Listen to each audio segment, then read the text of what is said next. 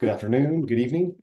My name is Chris Ostrander, and I serve as the CEO of the Marine Technology Society.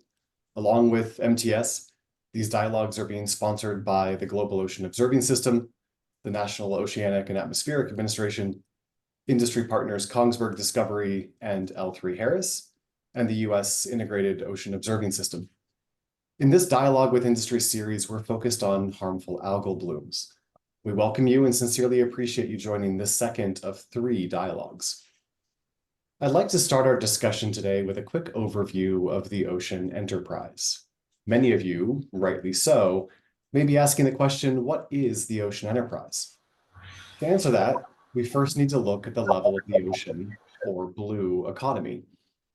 The OECD defines the ocean economy as inclusive of traditional maritime industries like fishing, shipping, and oil and gas, but also includes emerging ocean industries like offshore renewable energy, aquaculture, marine minerals, cruise tourism, maritime monitoring and surveillance, and marine biotechnology.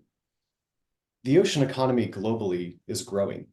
OECD projects it will reach $3 trillion by 2030, which is on par with global commercial aviation.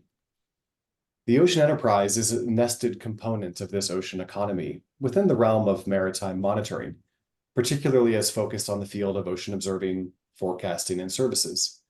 Spanning public, private, and academic sectors, members of the ocean enterprise are engaged with providing observation infrastructure, measurement, forecasting, and operational services to inform marine decision-making.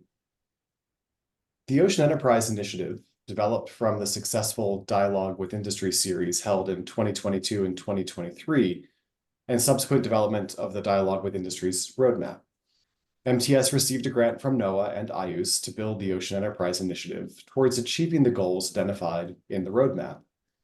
Our mission is to grow the ocean observing system through better public-private partnerships, and by creating a globally inclusive forum to understand market opportunities, incentivize ocean solution innovation, facilitate data and information exchange, develop a workforce, and proliferate scalable technology to achieve benefits for stakeholders across the entirety of the ocean enterprise.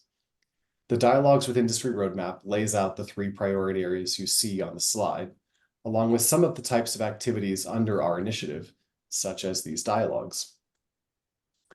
The ocean information value chain is a framework we use to illustrate how ocean observations are converted through a wide range of interactions, transformations, and service delivery mechanisms into products that have value to decision makers and business leaders. Taking the value chain approach allows us to illustrate the importance of ocean information and related services. This graphic also visualizes the ocean enterprise and its interconnected components and activities across the ocean information value chain. The orange discs at the bottom visualize the current level of private industry involvement in the segment, i.e. they offer an estimate of the current relative market size. And the arrows indicate our estimate of private industry growth potential in each area. All market segments can benefit from innovation and can be commercially exploited. While this diagram is representative of the ocean enterprise writ large and not specific to HABs, we find that it's a valuable way in which to frame the discussions. Through these dialogues, we're hoping to better understand market aggregation and demand, opportunities to scale technologies that can foster innovation and speed them to market. We appreciate the participants we have represented today likely categorize themselves in multiple components along this value chain. However, we're looking for these dialogues to build upon each other, and so we do get to discuss all elements of this diagram in the discussion. Our planning team today has tried to craft these dialogues differently, and instead of a single panel or session at the many ocean venues and conferences, all of which are important, we have spent quite a bit of time curating 3 dialogues that build on each other. We're looking forward to hearing from you on actionable recommendations, and our moderator will continue to push you in that direction. We also wanted to ensure representation from different sectors, such as government, intergovernmental, private, and academic players, and different disciplines, such as finance. We've limited the participants who can interact verbally with our moderator for logistical reasons, and we're hoping that everyone participating will enrich the conversation through the chat function and then again during the last 30 minutes of open discussion. It's now my pleasure to introduce our moderator for today's discussion, Hans van Summeren. Hans is a member of our MTS team and serves as the Senior Director of the Ocean Enterprise Initiative. Prior to joining the Ocean Enterprise Initiative, Hans was the director of the Great Lakes Water Studies Institute at Northwestern Michigan College, and before that spent 2 decades at the University of Michigan as a researcher, engineer, and administrator, spanning hydrodynamics, ocean engineering, and marine technology. Thank you everyone for participating and Hans for moderating. We look forward to a robust conversation. Hans, over to you. Great. Thanks, Chris, and thanks for the kind introduction. It's my pleasure to join you all for the second of these 3 dialogues in the series on harmful algal blooms. For our invited participants, we ask that you keep your video on during the discussion, and we invite you to use the raise hand feature as we discussed earlier, so I can call on you and share your thoughts with the groups.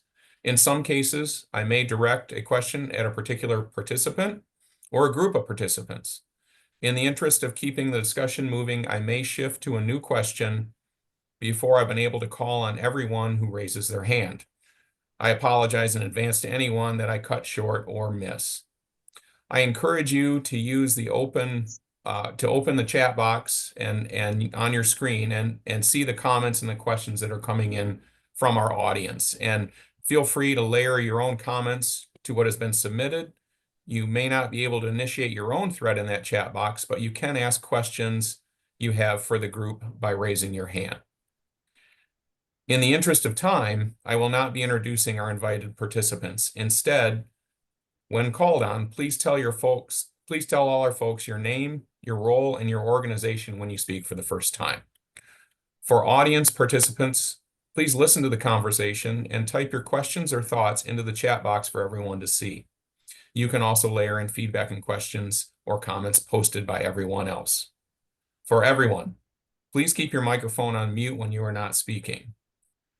And in terms of a framework for today, our conversation is divided into 4 sessions, and we've set aside roughly 35 minutes for questions and discussion in each of these first 3 sessions. There'll be a short break in between, roughly 5 minutes, and depending on how the conversation will go, I may shorten or extend particular sessions.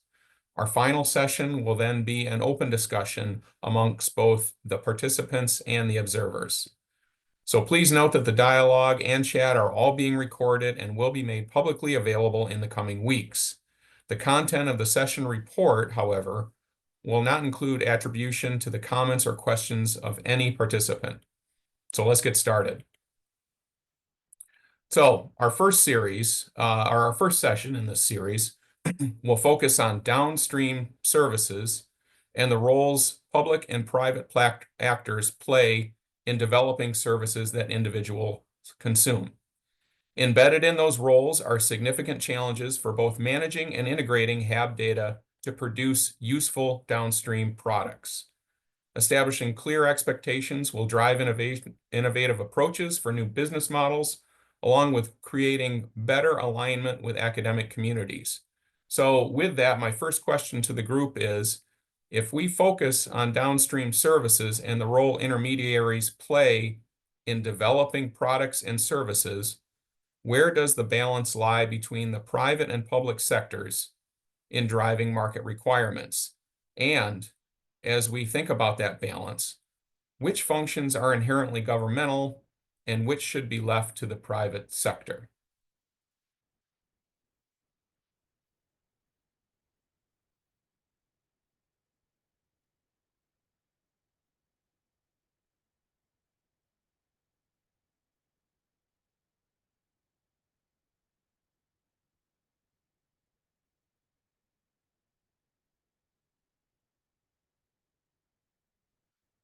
Eric.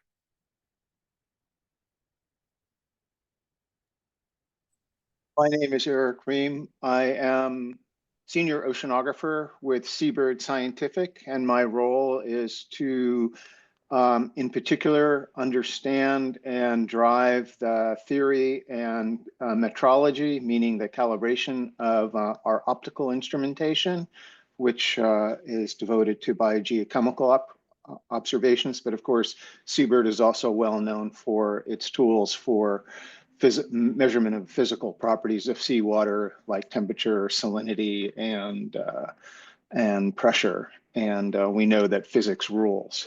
So that's the way it is. I thought I would jump in first because I think Seabird is an example of private industry that has for over 25 years provided tools for observations and has,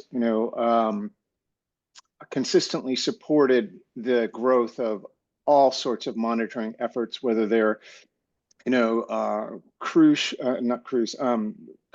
ships that perform repeat segments and transects to now autonomous underwater vehicles doing repeat transects and measurements at, a fraction of the cost. But what those platforms are all carrying, whether they're mobile or not, whether they're connected to the internet directly or not, is quality sensors of the environment. And that's something I think the private sector has done really well. But to be fair, typically in partnership with academic and government research institutions. Small business grants help drive Seabird before we became part of a much larger organization. That's true. So there's, significant interplay between developments, like in any tech sector, between academic innovation and, private innovation. So I think it's definitely a symbiotic relationship that continues today with, for example, now we are working with pH sensors that come from a private vendor, but we are doing the innovation to make those work in terms of being able to address, for example, the pressing issues of ocean acidification. So I think it's clear to me that, private industry has a role in both the R&D and delivery and maintenance of our ocean observing infrastructure.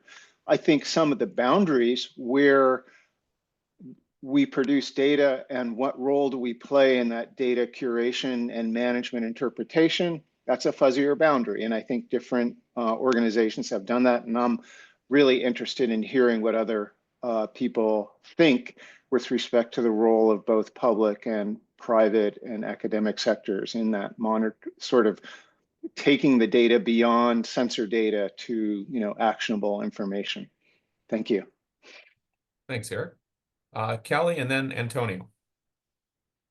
Thanks, Hans. Hi, everyone. I'm Kelly Nee. I'm the Executive Director of the Ocean Science Group at Tetra Tech. And as part of that role, I'm also the program manager for all of the work that we do with the Integrated Ocean Observing System, which is one of the partners in these conversations. I think it's a really great question, Hans, and one that is sort of fraught with gray area. And hopefully something that we can dive into a little bit. But if you look at either end of the spectrum, inherently governmental, and in my view, and kind of the work that I've done with IUS over the years, is really that publicly available truly operational observation and forecasting data, right?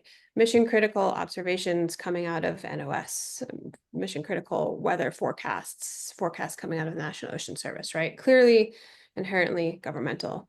I think on the private side, we tend to be a little more agile and have a greater ability to create derived products, create apps that are speaking to specific user groups and specific user requirements, right? And I think that's really where hopefully where this conversation will go, or what are those requirements to address the needs of the HABs community, the community impacted by HABs. That's not to say, though, that the government can't create derived products or apps, but I tend to see more of that coming from the private sector.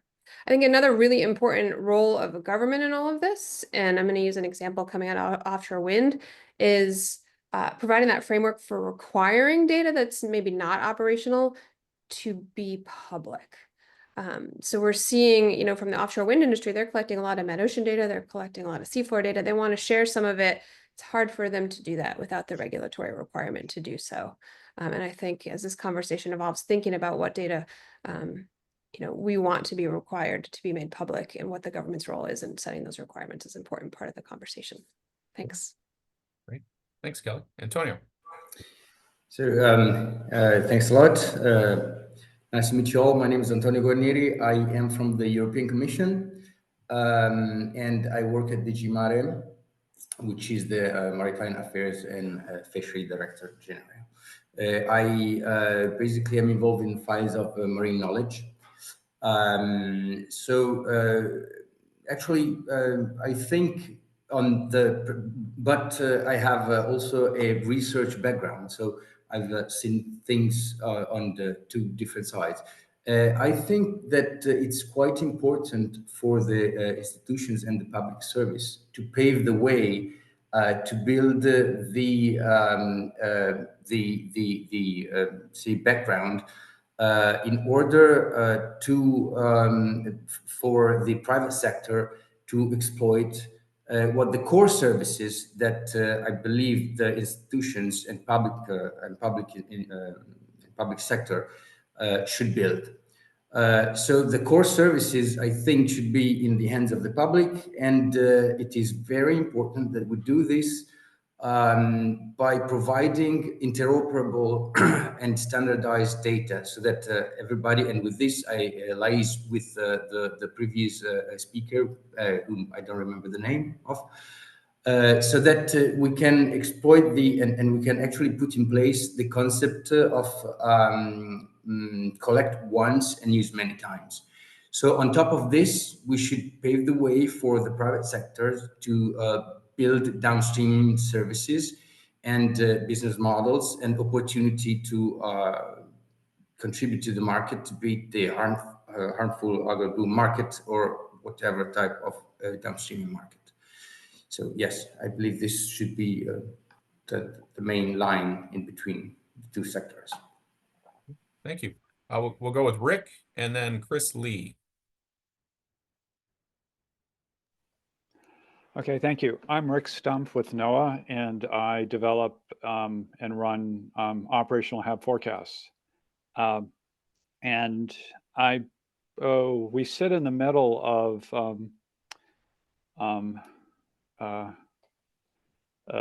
some of the people here, and like the comments Kelly had made about potential downstream. So we generate products, we generate forecasts. We generate products that some people do reuse. There's starting to be, I don't know if a secondary market is a little bit strong, but there's at least interest in some of the products we generate. We also have a significant concern on the data coming in instrumentation. So we will identify gaps, and then the problem is how to solve those gaps, which would tend to point to an industry solution. But a key part, which was pointed out, I think Antonio had, is interpretable data. It kind of goes on both sides, and Kelly had also that data coming in. It needs to be organized in a way that we can use it. There's a lot of instruments, and the HABs in particular in this world is well behind weather and, let's say, ocean physics on having synthesized data organized in a way that we can work with it, because we're talking about cell counts and all sorts of odd measurements that we need to work with. So that's a critical part. What we need and what comes back, I think we can handle getting our information into forms that are friendly for other people to exploit, in addition to the forecasts we do. But that upstream, there's a significant question on getting data in a usable form. Observations. Thank you. Okay. Chris? Yeah, hi. So I'm Chris Lee. I'm with a company called Aqua Real Time. And so we make buoys that are standalone buoys that can be used so far mostly in lakes, rivers, reservoirs, and coastlines. But thanks to a NOAA grant and some collaboration there, we're expanding to a ocean algae tracker intended to be measuring things like how harmful algal blooms in the oceans, pretty much anywhere, using satellite communications. And with a a lower price point and a more optical capability. So that's where I'm coming from.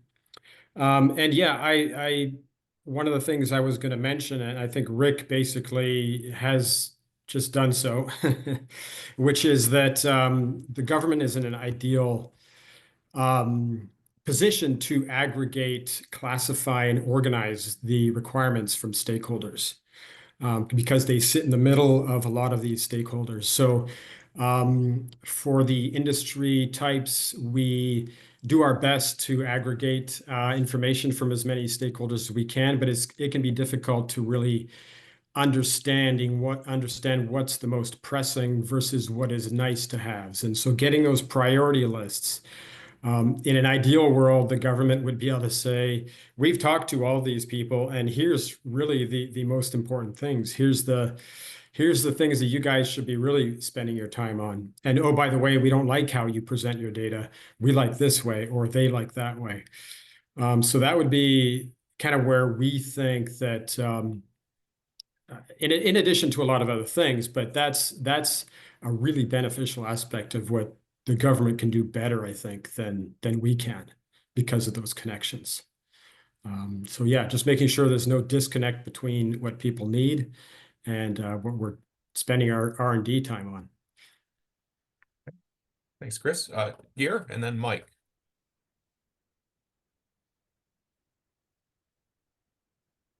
Sonia. Oh, my name is Gamira. I'm the global manager for AXA XL Insurance for aquaculture. We do insure around 45% of the world's insured aquaculture worldwide in around 40 countries. So we have quite a close experience with harmful algae blooms through history. But the thing is that I think most of the cost need to be on a governmental table. The reason for that is that through the large losses we've seen through the history last years is that it did drive the prices on the commodity up. The salmon prices got up quite strong. So in the end, the fish farmers in total, they benefited, funny enough, from these losses because the market was strangled for capacity. So we also see that the governmental losses very often touch 40% of the cost of the loss due to tax, unemployment benefits, etc., etc. So that means that the government has the highest interest in controlling because their parts are not insured. So for us case, the normal thing is very difficult to predict any kind of harmful algae losses from what we call insurance calculations. That I must honestly say that, boss. We just need to spread around the world all the costs, but the losses one loss can eat up all the premium from the whole market in 1 year. That's our experience from Chile. Also huge losses in Norway and some large losses in Canada and Mexico, not to forget. So that's my view on it. Thank you. Thank you. Mike.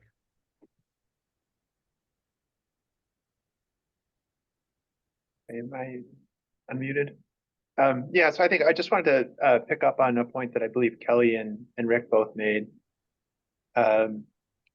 Just how important it is to be able to access observations and how important the role for government in sort of setting the rules of the road is and can be. So, part of the story with HABs is that we've really been observation limited. So to sort of do the kinds of or develop the kinds of applications where we could really address some of the things that Garrett just mentioned, or there's other applications in desalinization, other kinds of industry that are very capital intensive that are potentially, catastrophically impacted by HABs. There's a strong argument for those kinds of organizations to invest in their own observing. But it's, I think, a little bit unnecessarily complex right now for them to develop the sort of products that they can, data products that they can use to then, have actionable information that they can use to direct, their operations. On the flip side, for the government support of observing, I think it's really important to think about investing in persistent observing that serves, wide swaths of the coast. So in my work, so I'm a scientist at the Woods Hole Oceanographic Institution. I lead operation of a node of the National Harmful Algal Bloom Observing Network we have now in the US, in the Northeast. And we're constantly thinking about how to sort of take some of these automated sensors that are internet connected and put them in places where they can sort of have maximal impact in terms of situational awareness for our region. And those are kinds of investments that aren't really appropriate for an individual company to undertake, but it's really important for government to support those. Great, thanks, Mike. And before we move forward, I'm just going to add in a thread based on Mike, what you had just brought up, and Gear and others. But we're looking at opportunities for growing this market, and what could be, in addition to what we're discussing, what could be some of the financial and insurance hooks as they relate to the HABs and biodiversity markets that could be drivers for increasing that market demand. So how do we find tangential ways to create better market opportunities with our sensors? And I'll start with Keith. Okay, my name's Keith Davidson. I'm an Associate Director at Scottish Association for Marine Science. So we're a sort of independent research laboratory based on the west coast of Scotland. And we do quite a lot of work with HAB monitoring and forecasting. And we do that really both for the government and for commercial companies. And our experience is it works really quite differently. The government-funded monitoring is primarily related to shellfish safety and is hence governed by the need to safeguard human health. So we follow, even though sadly the UK has left Europe, we follow EU regulations because we sell shellfish to Europe. And there is quite a well understood and well controlled way of undertaking the monitoring. But the downside from that is that the governmental driver is purely to protect human health, and hence there's no real impetus or investment in associated monitoring. So monitoring will be done at shellfish farms, but only of the cell counts, not of associated environmental variables, unless, at least not with the government funding. And if a shellfish farm is closed because of high toxins, monitoring will stop of all apart from the toxin that had caused that closure. So there can be big gaps in data.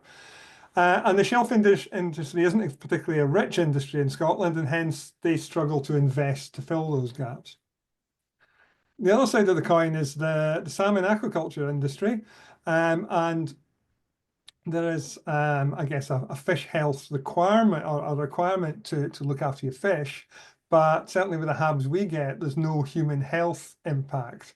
And hence, it's a much less regulated in terms of how the monitoring occurs. And hence, there's quite a lot more investment in it, but all the companies kind of do their own thing. And hence, I think as somebody said earlier, you have all sorts of issues with data quality and data comparison. So there's perhaps more investment, but less similarity, and hence it's harder to deal with the data. So squaring that circle is quite an issue for us. Okay. Thanks, Keith. Carolyn, and then Steve. Hi, Caroline Cusack from the Marine Institute in Ireland. It's a semi-state agency. So the question was, how does industry fit into the development and supporting of the downstream services? So based on what I've seen over the course of my career, industry fits into many parts of the value chain. So, I mean, they can be the ones deciding on the requirements, like what Keith was telling you about for the aquaculture industry, but also you have your sensors. And one thing where there's a major gap is actually IT companies to be able to have the knowledge to integrate the information collected from in situ sensors, satellites and models to develop a downstream services. And that's where you need the academia and government to support and provide an environment where this knowledge can be translated over into the private sector. However, Keith did mention about legislation. So depending on what you're actually doing, so for harmful algae, if it's to do with human health, it should be government run, I would say. However, if it is to do with, impact on your stock, say like your salmon could die, then the industry have like a really good should be playing a bigger role.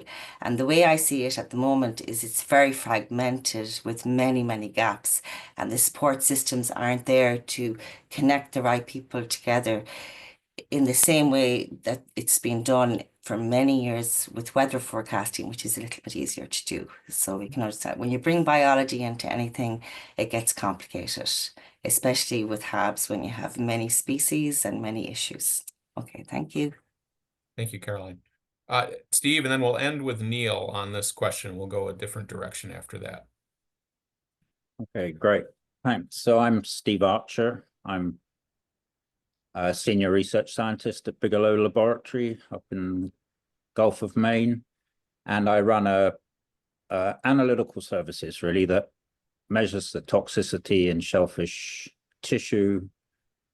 And we do that for the state of Maine. So it's a public safety issue to keep monitoring that.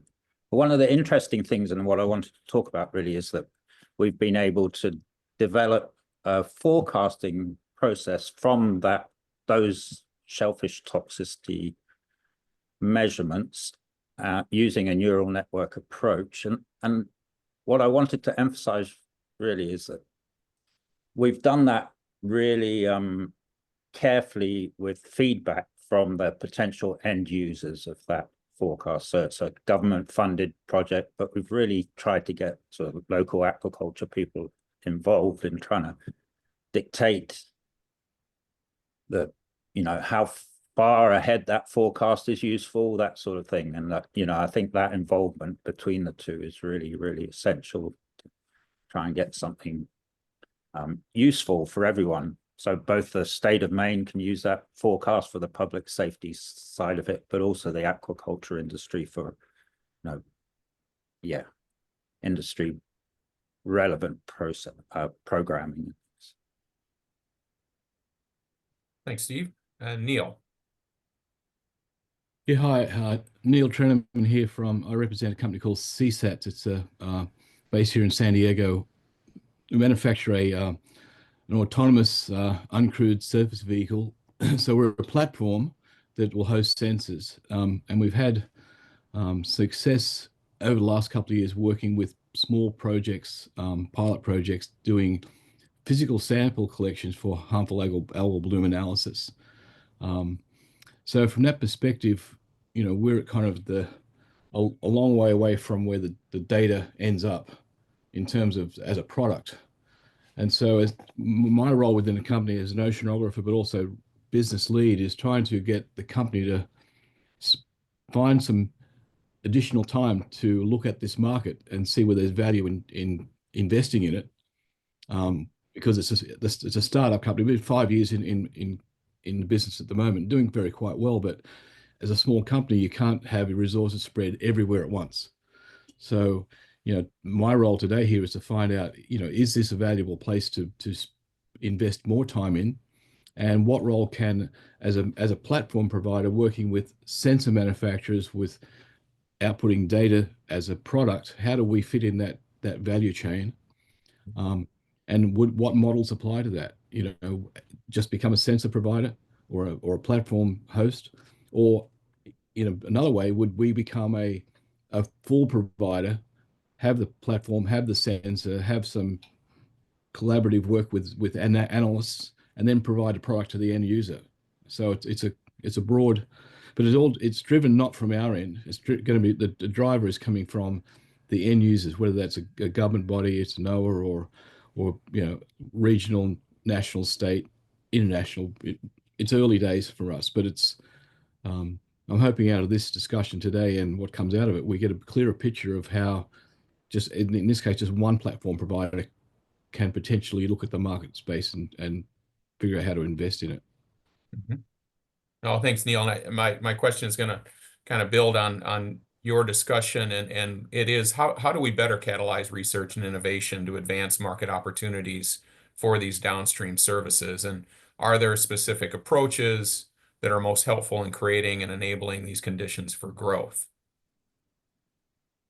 Yep. Ro. Yeah, thank you very much. Ro Allen from the Department for Environment, Food and Rural Affairs in the UK. I think, I think sort of catalyzing innovation in this space is quite an interesting one. And we've certainly done a lot of work with government grant funding in the innovation space to drive forward capabilities in biodiversity observing broadly. One of the things that we've been conscious of is quite often when government grant funding comes to an end, it leaves companies in quite a difficult position in terms of where the next set of funding is going to come from if they're not market ready.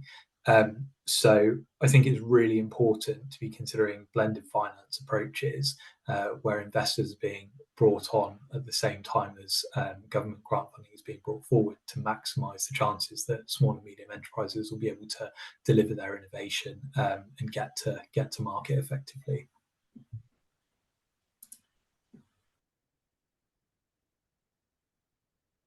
So go ahead, Chris Lee. Yeah, this is kind of related to what was just said. There are grants where at the end of it, the business plan is not clear, even if the content of the needs may be clear. There isn't necessarily a definition of what the market size is. So it's wouldn't it be nice if, in addition to clarifying what's important to be developed in the R&D, there would be a carrot that says, hey, this is the number of users, this is what they're doing now, and therefore allowing the businesses to get an understanding of can they pay for this? Can they afford the R&D? Is there an ROI that makes sense? Are we going to develop something that costs $1 million but sell 50 at $1,000 each? Well, that's maybe not such a good plan. So what's the size of the market is always the thing that's going to drive. If you've got a good size of market, you'll get a fantastic product. It may take a couple of tries, it may take a couple of companies, but it'll get there. So that definition would be really is always useful. Well, thanks, Chris. And we may pull on that market piece in our next session a little bit. So I'll come back to you on that. Kate? Hi, Kate Hubbard. I work for the Florida Fish and Wildlife Conservation Commission. So I work for the state of Florida, state government, and I lead our harmful algal bloom program. And I also direct the FWC Center for Red Tide Research and chair a state harmful algal bloom task force. And so we generate, fund, consume ocean observations and the products that use those observations. And in contrast to some of the other HAB issues where a lot of the protection comes from the health side, trying to protect through consumption, we have harmful algal blooms in Florida that can cause aerosolized toxins and associated impacts that way. And at the last Harmful Algal Bloom Symposium, there were presentations from other regions also kind of pointing out the potential for there to be these aerosol impacts. And at least in Florida, the number of people that would be impacted during an event with these aerosolized impacts is in the millions. And so trying to capture some of that, which is an unfortunate event, nobody wants to have public health impacted, but the sheer number of people that are being impacted, I think, is something that could be capitalized on, and filling that gap where there really isn't a lot of aerosolized or aerosol observations related to HAB toxins right now. So it's sort of a new area, and carrying that through where there are potentially health implications as well. That ties into other industries where thinking about that problem maybe a little bit more holistically, but also building in some other industries that have potential to help drive things forward. I wonder if that's a way to help with some of this catalysis. But I just see there being a lot of potential impact on public health that I think, can stimulate new growth. Great. Thanks, Kate.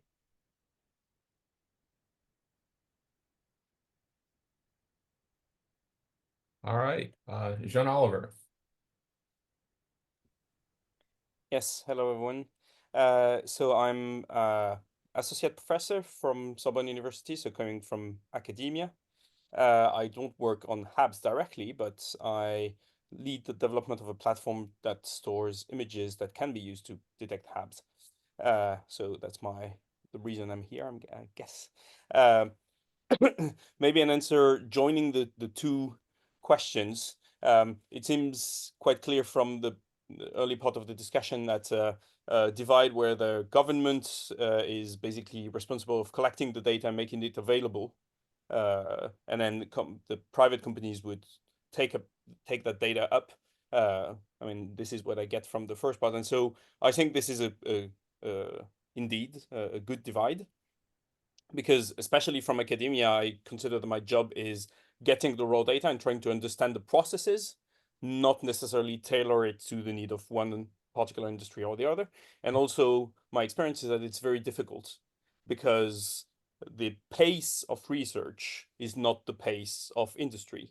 And so I think to, foster something efficient, to tackle your last question, would be at this interface, that to have projects together with users from the industry, but also industry that would turn products like raw products into something that caters for the need of a specific user, is something that can be very, very efficient. And I don't think, and I really think that companies are the ones to do this, because they will do it better than we, or I at least, can do for sure.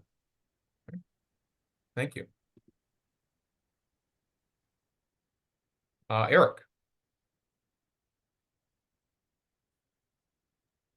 Oh, Eric, I think you're on mute. Hi, Eric Ream from Seabird again.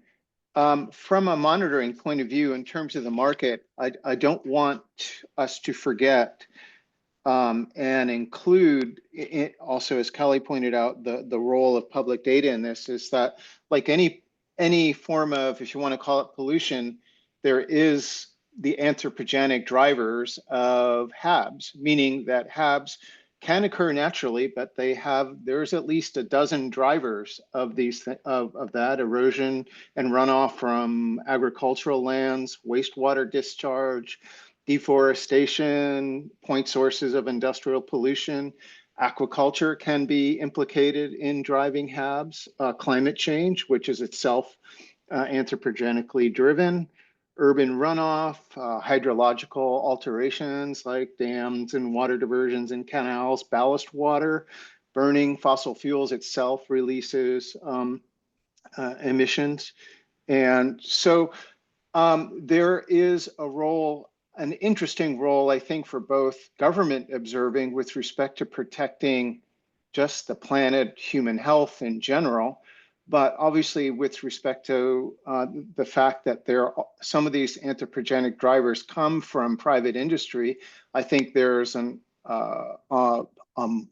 role for either those industries to either be regulated or somehow responsible for monitoring, but obviously in a way that is verifiable. And I think we're seeing some of the same tension around also climate change mitigation with, let's say, carbon removal. How do we validate and verify that with observations, and who plays the role in that?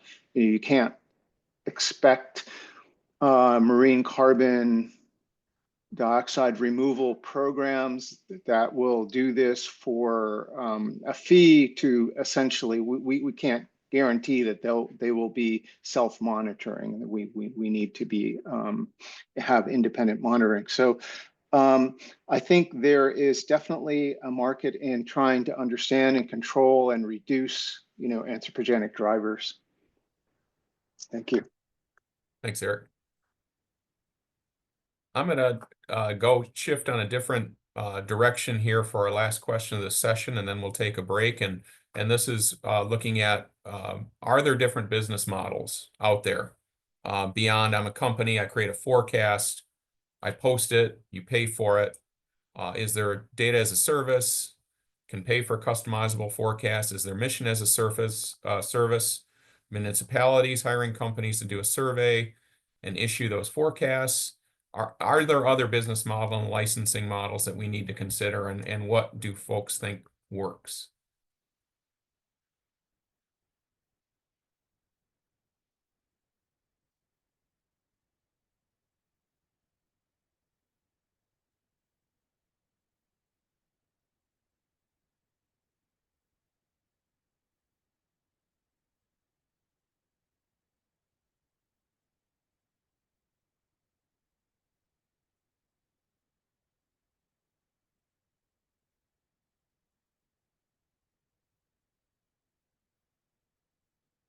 Kelly. I'll jump in and get started. In the in the consulting world, I mean, traditionally, which is the entity that I work for, we're responding often to RFPs, right? And so that can be a little bit of at odds with the type of development that we're talking about here in terms of data as a service, software as a service, et cetera.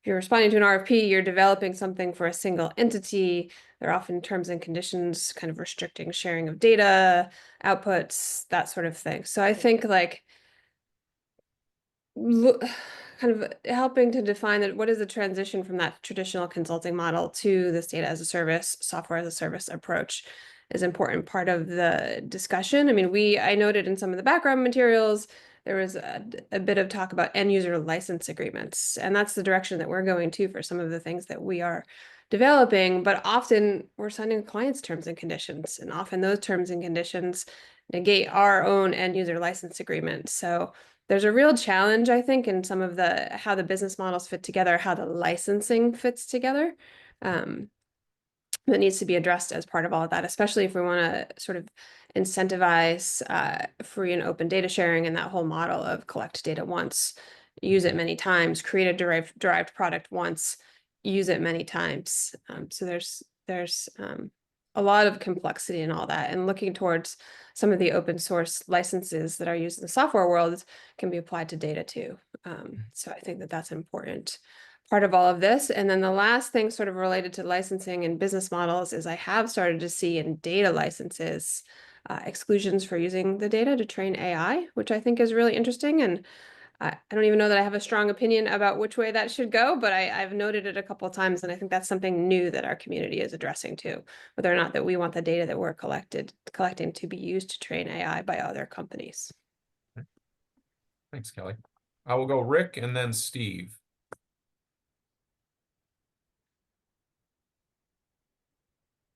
Oh, Rick, I think you're on mute too. Thank you. Rick Stump with NOAA.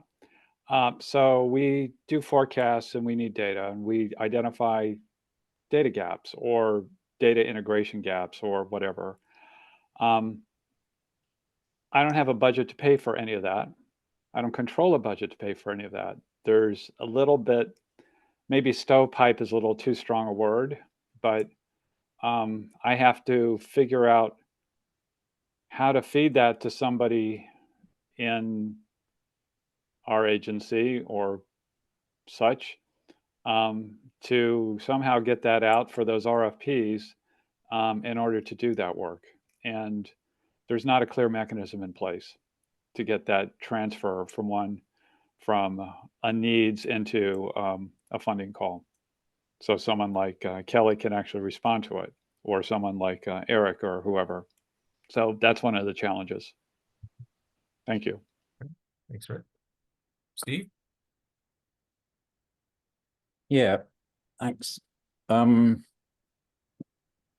not sure how relevant this is, but it's a very different sort of business model that we run our forecast on. So we're funded by the state to analyze these shellfish samples, and we developed a system that automatically takes that data and feeds it into a neural network analysis and generates a publicly available forecast.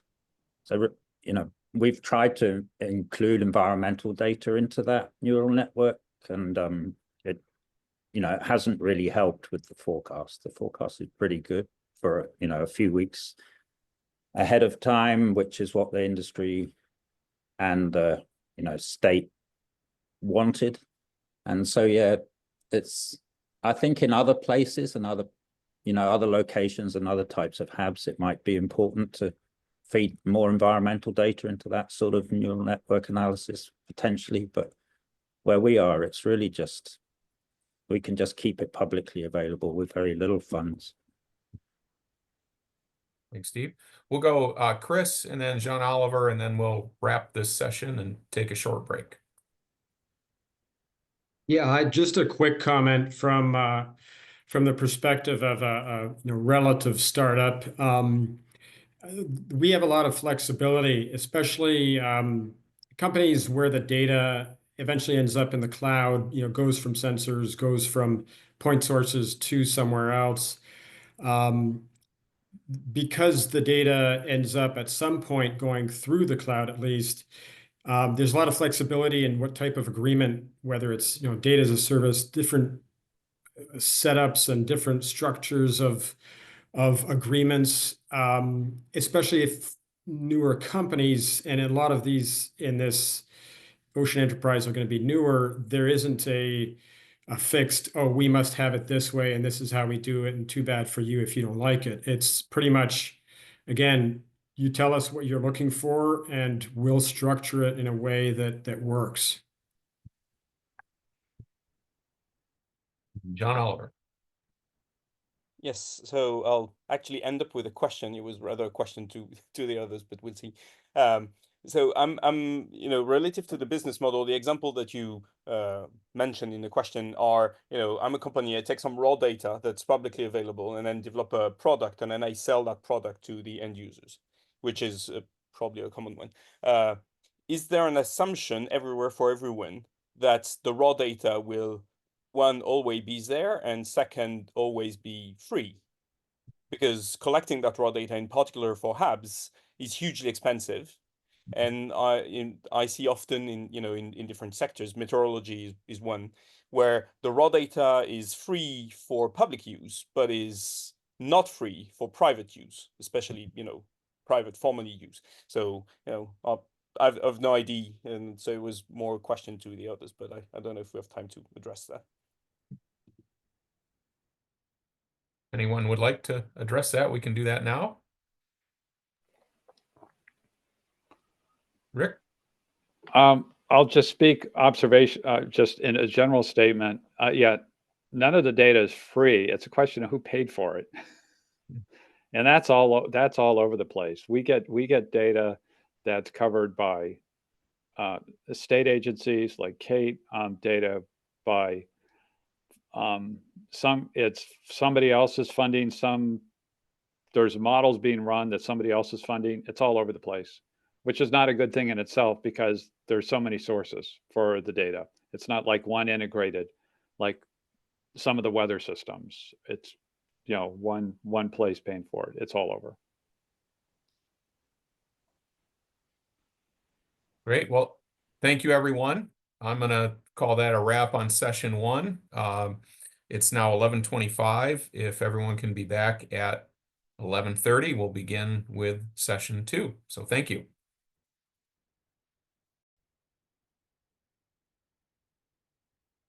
Okay, we'll get started here with the second session. And just want to thank everyone for the great input so far. Very good discussion. I thought the discussion was going in a lot of directions that were helpful for us in terms of actionable items. So we let that go a little longer. But the second session is going to build on the first in terms of we're going to focus more tightly on the aggregation of demand, including what the markets are, what the products are, how mature those products are, who are we serving, how often, and how do these variables move the demand needle to get us started to gain traction towards a broader understanding of market drivers. And so for my first question, and I will post these in the chat from here forward, how will HAB sensors need to change to become more attractive to industry users? Examples, shellfish, aquaculture, salmon farming, etc. Would more seamless integration of HAB sensors with those for contextual, physical, chemical variables be desirable?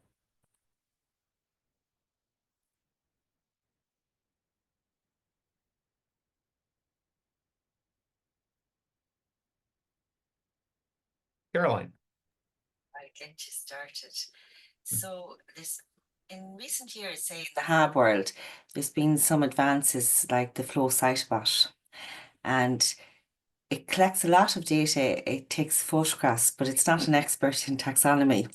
So there's a lot of work to be done there. Ideally, what you would want from an instrument is for it to be able to go from collecting samples, analyzing them, and then sending them in a format that can be checked by a human using AI, I presume, before you get to the human, of course, and then using that information and getting the information out quicker so it can be integrated into a service. Great. Thank you. Mike and then Keith.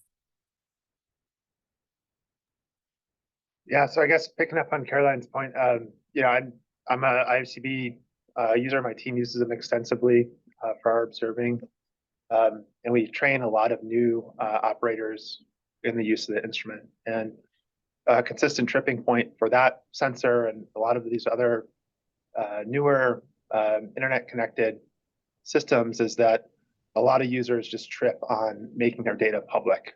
So just basic telemetry of data is a problem. And so to the extent that that can be addressed in a universal way, and so that these new IoT sensors are making data public by default, I think that would be really powerful for reducing the complexity of operating these systems. It also kind of feeds into this idea of standardizing how the data is accessed, which is another kind of barrier to repurposing data and for persistence of the data into the future. Thanks, Mike. Keith? Probably a couple of points. First, we've got a couple of IFCBs, but they're grant funded, and you know I guess the medium term goal is we hope that industry will take these things on, but a big barrier is cost. They're expensive things, and it's probably certainly in our context unreasonable to have one at each individual aquaculture site. So it's probably understanding how these things can be best cited to produce regional coverage and regional alerts that can maybe allow companies to collaborate on the funding for something like an IFCB to make it more affordable for them. And the second point, I guess, is I was interested in Steve saying his neural network doesn't really require environmental data. We've been developing one, and we've sort of taken a different approach of like feeding it absolutely as much environmental data as we can. And that seems to have been relatively successful, but it also generates a cost because all these sensors cost money. So I think there's quite a lot of our improvements of what's driving HABs are improving, but we still often need to know temperature, need to know nutrient, need to know quite a lot of environmental parameters, and maybe the shotgun approach is still pretty, again, coming back to cost. If an industry says, well, what should I measure, and we kind of go everything, it's not hugely helpful for them. Mm-hmm. Okay.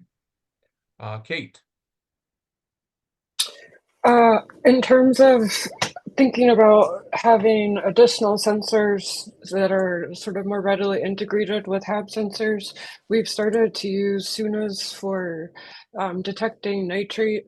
And with some of the HAB issues that we have, trying to understand some of the drivers is really important, but it's really challenging because we're working in systems that have both marine and terrestrial nutrients. And so being able to track nutrients and do a better job with that is really helpful. And so having more expansive sensor options for that would be useful. But I think it speaks to maybe a bigger need or question, which is thinking about how we track something like nutrients and HABs through from these sort of terrestrial systems through estuaries where things are so dynamic into an ocean. And I think that it's a really kind of unique way to capture a lot of different things going on in that system, particularly a lot of anthropogenic inputs that are inherently hard to track. So I think there's some real opportunity there. Mm-hmm. Great. Thanks, Kate. Chris Davis. Hi, I'm Chris Davis. I'm with the Maine Aquaculture Innovation Center, and we work with many small-scale shellfish farmers on the coast of Maine. Their interest in HABs is both from a site selection perspective, finding sites that, because the process of acquiring the aquaculture leases can take years, finding the right site that has the best chance of reduced impacts from HABs. But the other aspect is that the farms more and more farms are interested in doing lot testing for their, particularly on one species that would require specific lot testing to meet the regulatory need. And it's expensive.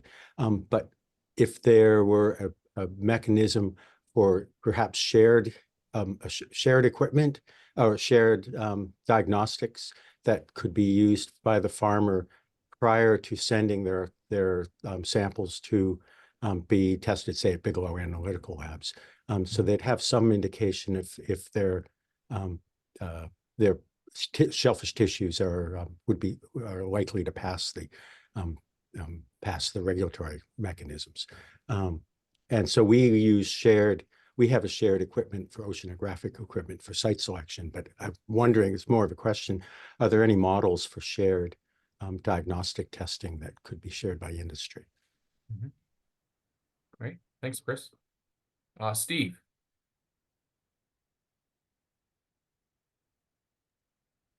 Yeah, thanks. Yeah, I just wanted to answer Keith's question, really. I think, what we're doing in the Gulf of Maine, measuring PSP toxicity, generates a lot of really sort of useful data that can feed into a neural network, and it might not be applicable for places that don't have that sort of data. So then the environmental data might definitely be more of a driver in how the neural network might behave. Yeah, I think the other point, just one other point I wanted to make really was, certainly in the Gulf of Maine, there seems to be quite a bit of a disconnect between the dynamics of the phytoplankton bloom, so the HAB bloom, and the toxicity in the shellfish tissue at different points, at all the different little bays along the coast. Pretty intricate, sort of complicated coastline, and the hydrodynamics are very, very complicated. So trying to bridge that gap between what the phytoplankton bloom's doing and how the shellfish toxicity shows up has been looked at very carefully, and it's by plenty of researchers, but it's really hard to make that correlation. And I think that's why this neural network approach that we've developed is kind of useful.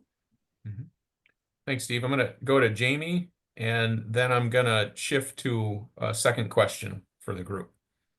Yeah, thank you. My name's Jamie Smith. I'm a senior scientist at the Southern California Coastal Water Research Project. So we're a local government entity that's a joint powers agency, and I oversee the harmful algal blooms research program there.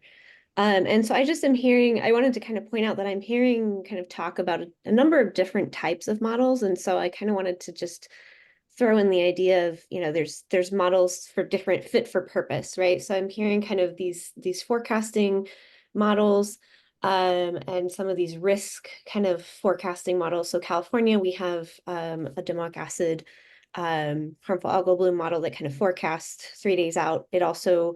It doesn't include a lot of environmental parameters. We're also working on more kind of mechanistic models, and those are kind of for a different purpose, for better understanding causality of blooms and source attribution and the relative influence of things like climate change versus natural and human-derived nutrients. So I think the data that gets collected, really needs to be for model formulation. The model, you kind of need to consider the purposes of the model that you're going to use, and that there's probably not one size fits all modeling product, even because different stakeholders want different model applications. So a shellfish industry probably doesn't care as much about source attribution, but if you're starting to think about things like mitigation, a model that can kind of attribute relative influence of human versus natural influences on bloom development would be much more useful, and the types of data that feed those two products is pretty different. Right. Thanks, Jamie.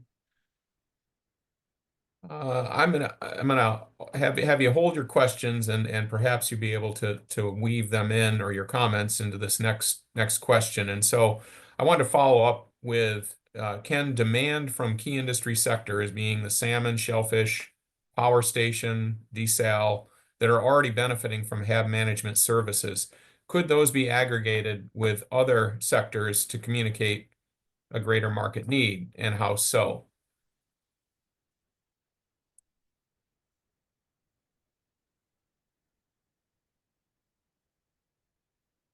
Chris, is that a residual hand or?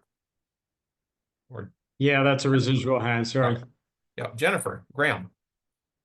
Hey, I'm Jennifer Graham. I'm with the U.S. Geological Survey. I lead the integrated science branch in our New York Water Science Center, and we do have a HAB team here that's focused on HAB work. But I think your question kind of goes back to the points that Jamie just made, and that I think that there can be leverage to communicate that greater need, because we've talked a lot, I think, back and forth about scaling. And so there's a broad regional network would provide information about certain things. And you would start at that broad scale and find that common denominator across all the different potential users of information. And all of that would scale down, but you kind of need that framework of what is the common need, and then what is the specific need if you are looking at shellfish versus a desal plant, and where do things start to differentiate. So I do think that there's scalability looking back and forth, and looking at how things connect and intersect. Thanks, Jennifer. Ro. Thank you very much. Yeah, I think sometimes there's a big opportunity for the public sector to play a role in this space. And so there are some examples in England in particular, where we've got organisations like the Crown Estate, who are able to bring together industry needs across the offshore wind sector for environmental data, and really start to synthesize the major scientific questions in those spaces. And so I think sometimes that sort of coordinating role that the public sector can play can really start bringing industry needs together in a way that can be visible and beneficial. Jean Oliver. Yes, maybe it's a related remark. It's monitoring for HABs is monitoring for certain kind of phytoplankton. So I think at least it can be set in a broader scale of monitoring phytoplankton and plankton in general. And for this, there's in the EU at least, there's the need for monitoring from the EU to the states that need to report on ecosystem health. And also related to other industry, there is usually needs for impact assessment, especially, you know, offshore wind farms, and that can include plankton monitoring. So it's, you know, two examples of situations where HAB monitoring is actually part of a broader monitoring need that can be solved by the same instrument and the same data flows, etc., or largely the same instrument and data flows. Thank you. Kelly. Yeah, thanks, Hans. I mean, I think aggregating this demand for information is really, it's a key challenge, but it's one that we've got to address because I think it helps us speak towards what is that total addressable market that is going to get the interest of the private sector to start investing in solutions for this problem, right? And this sort of speaks back to what Chris Lee mentioned earlier. So, I mean, thinking about what other sectors need to be involved here, I would say like tourism and recreation is a huge sector, has invested vested interest in sort of solving this HABs challenge, but they're going to have different requirements and needs. And I really like how Jennifer characterized, like, start at that broad scale, find the common denominator, and then find what each individual sector might care about in the information that you're creating.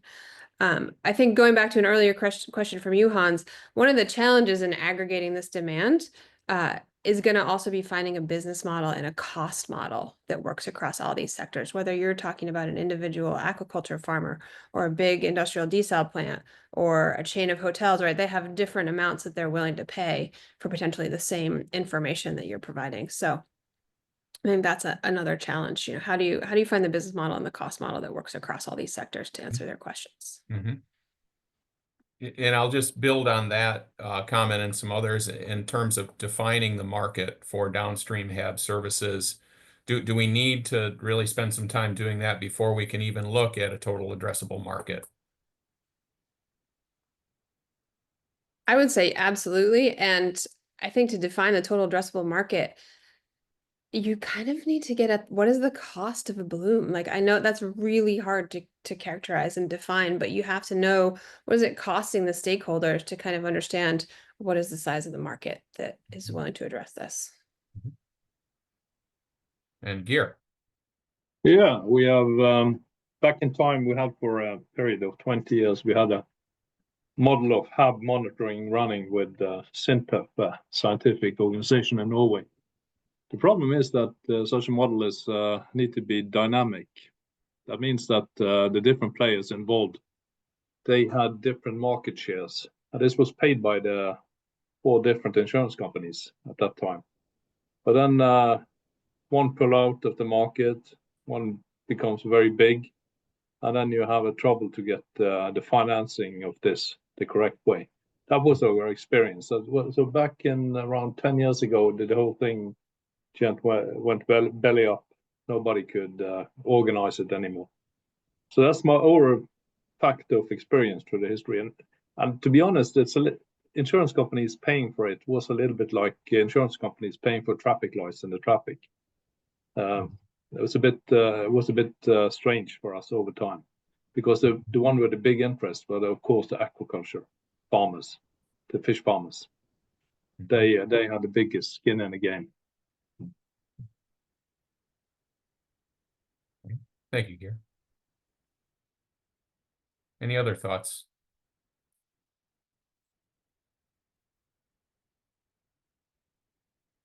Jamie.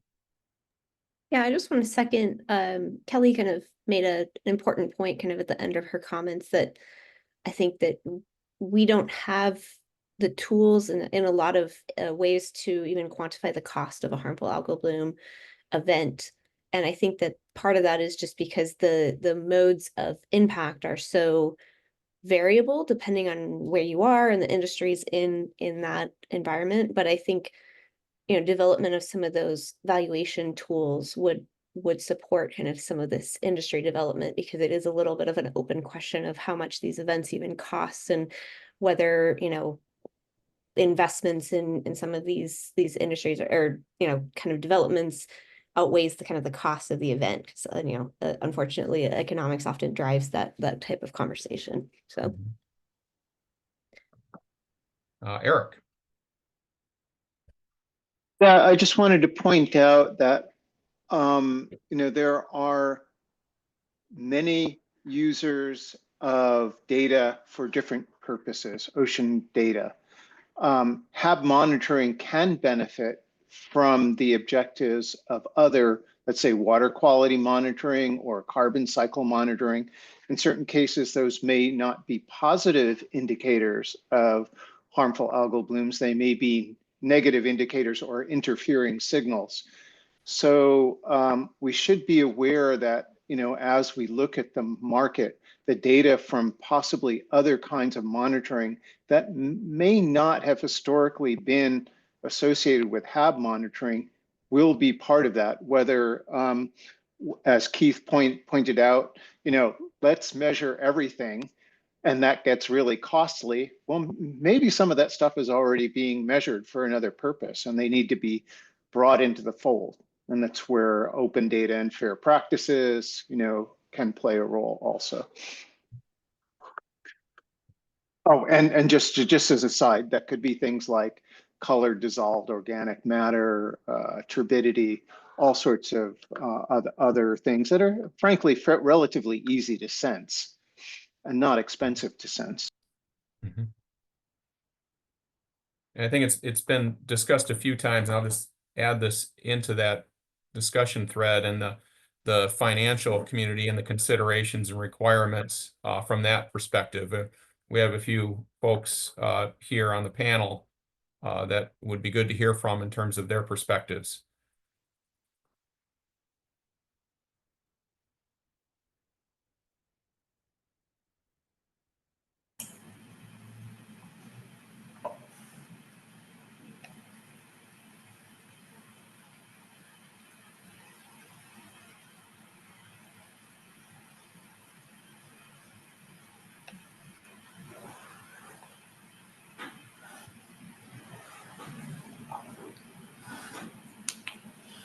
All right, well, maybe we will move on from that question. And I think in terms of this session, I think we've covered the basis for the questions we've had, and I'm going to move forward a little bit. We're going to pause on taking a break here. I think we just had one, but what I'd like to do now is blend in and move into workforce.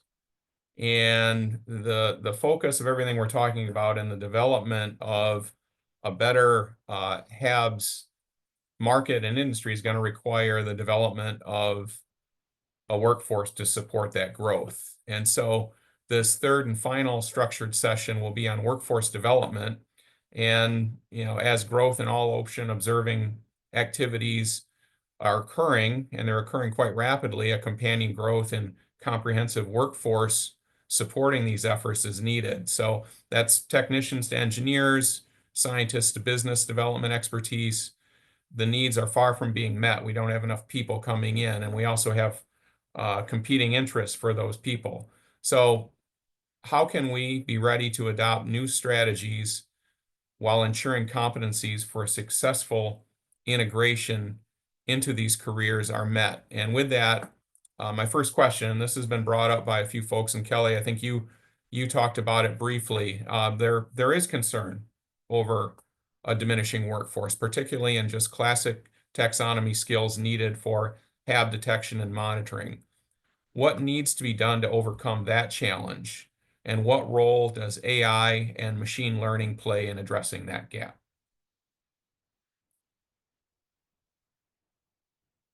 I'll post that in the chat.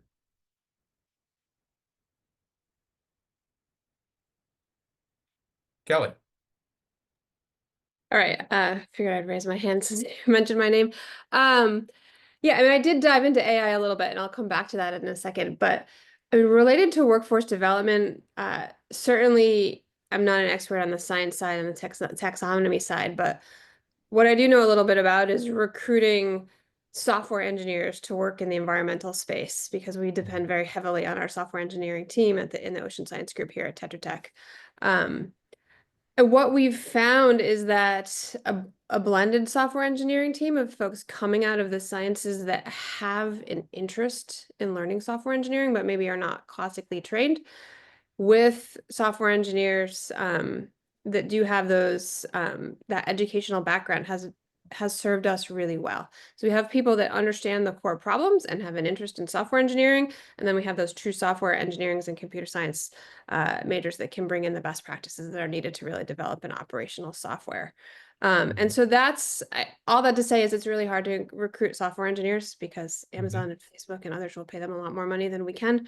But when we're pulling in subject matter experts and training them in software engineering, all you need is one or two classically trained software engineers, and you have to find those people that are really interested and passionate about the issues that you're addressing with your business and blend those two together. In terms of AI, I mean, that's a whole different workforce development challenge. And I think we really need to look at the earlier career folks that are learning this in school and kind of coming out of their educational backgrounds with some knowledge of AI, and also thinking about how can AI maybe fill the gaps in workforce development, right? Maybe we don't need as many experts anymore because we've trained AI models, but we're a long way from having good models to look at this stuff, as others have already mentioned. Great. Thanks, Kelly. Vera. Yeah, good morning, everyone. It's Vera Trainer, University of Washington. I can just speak from personal experience. The taxonomists that I'm working with, they are also introduced to some of these more modern technologies, autonomous vehicles using taxonomy to analyze samples collected by those vehicles. I don't think AI is going to live in a world alone. You still need people who are trained traditionally to validate some of these samples, especially in different regions initially when AI is being used. So keeping the job interesting, allowing people to go to trainings for other methods, I think is going to entice people to be interested in taxonomy fields. Okay, thank you. Jennifer Graham. Thank you. So I think this is really just reiterating some of what Kelly said, but it's something that I've thought about a lot, is really looking at the intersect between problem agnostic approaches and HAB specific expertise. How many HAB experts do you need in a room if you have your data scientists and your engineers? And so that's something that I think we really need to think about and consider. And then kind of, you know, I also have worked in algal taxonomy and have kind of seen this evolve over time, and really that hybrid of approaches is going to be really important moving forward. We do need our classically trained taxonomists, like Vera mentioned, but then there's the intersects with genetic tools and image classification tools. And so having shared resources or universal resources will become important. So voucher collections, imaging libraries, training libraries, all of those are important. But I think that AI and image classification is the future here, and we can't lose focus on that. Thanks, Jennifer. Sarah Kapnick.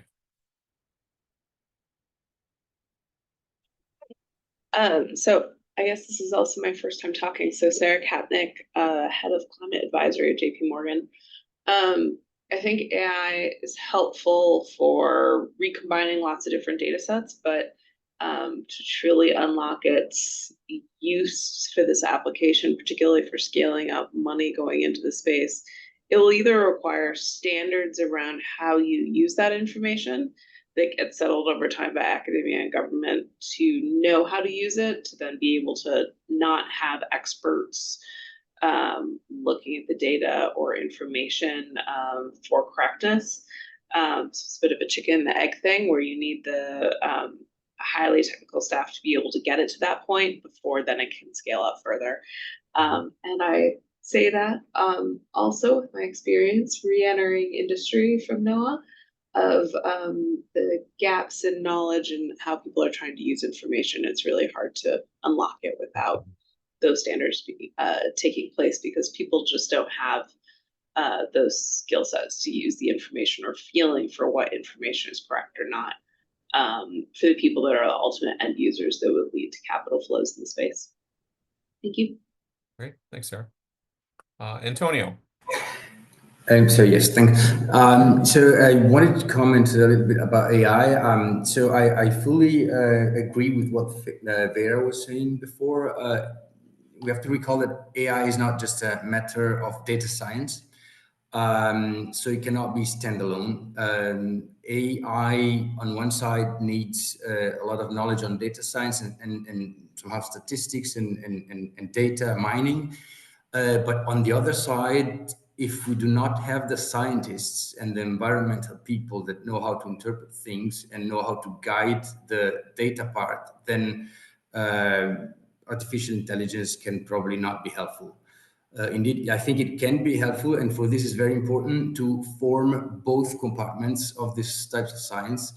The problem here that we have, and I think we do have it, is that if on one side mechanical engineering or engineering in general is more attractive and pays more, probably environmental science is somehow less attractive. So I'm not a taxonomist, and I'm not much into this, but in general, I see, and I see a lot of this in Europe. I don't know about the States, but in Europe, we see that environmental science is having problems, I think, in also at the level of university, because it's probably not so attractive. And one problem, I think, is the level of salaries, which is probably not as, how to say, attractive as other type of jobs. Yes. But anyway, I don't think that AI will steal and should steal how to say occupation, because I think we still need a lot to invest in this kind of workflow for us. Thank you. And Keith. Yeah, thanks. Just probably our experience is similar. Other people have been saying that it's really quite hard to attract taxonomists. And the way we've dealt with it really is, as part of our monitoring program, we probably have about 10 people who are doing taxonomy one way or another, of which maybe 4 I would call really well-trained taxonomists. And the other 6 are competent, that they can identify maybe 10 HAB species, and those are the ones that we need to report on routinely. And it's not their full-time job. Some of them can be, one of them is an electronics technician, and he works for us on a Tuesday. And it's a nice break for him, and I think I'm pretty sure 5 years ago he never thought he'd be spending a day a week looking down a microscope counting phytoplankton.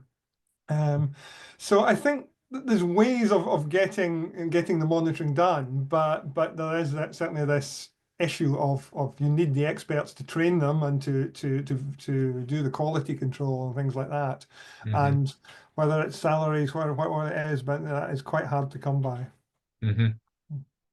Yeah, we'll end this thread on just, I've got 3 more hands I'll address. So Mike, then John Oliver, then Chris Lee, and then we'll move on to a new question. So I'll just kind of pile on and say that taxonomy skills have never been more important.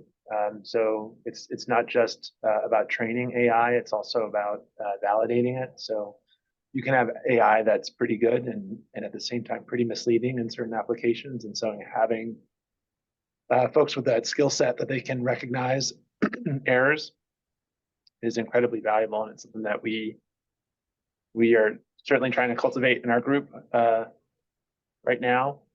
I think the other thing I just wanted to, this maybe goes back a little bit, a couple steps, but picking up on, I think something Kelly mentioned is just the role of software developers and how important it is. I can say about the work that my group does. So we develop a few different tools, including a data portal called HAB Hub.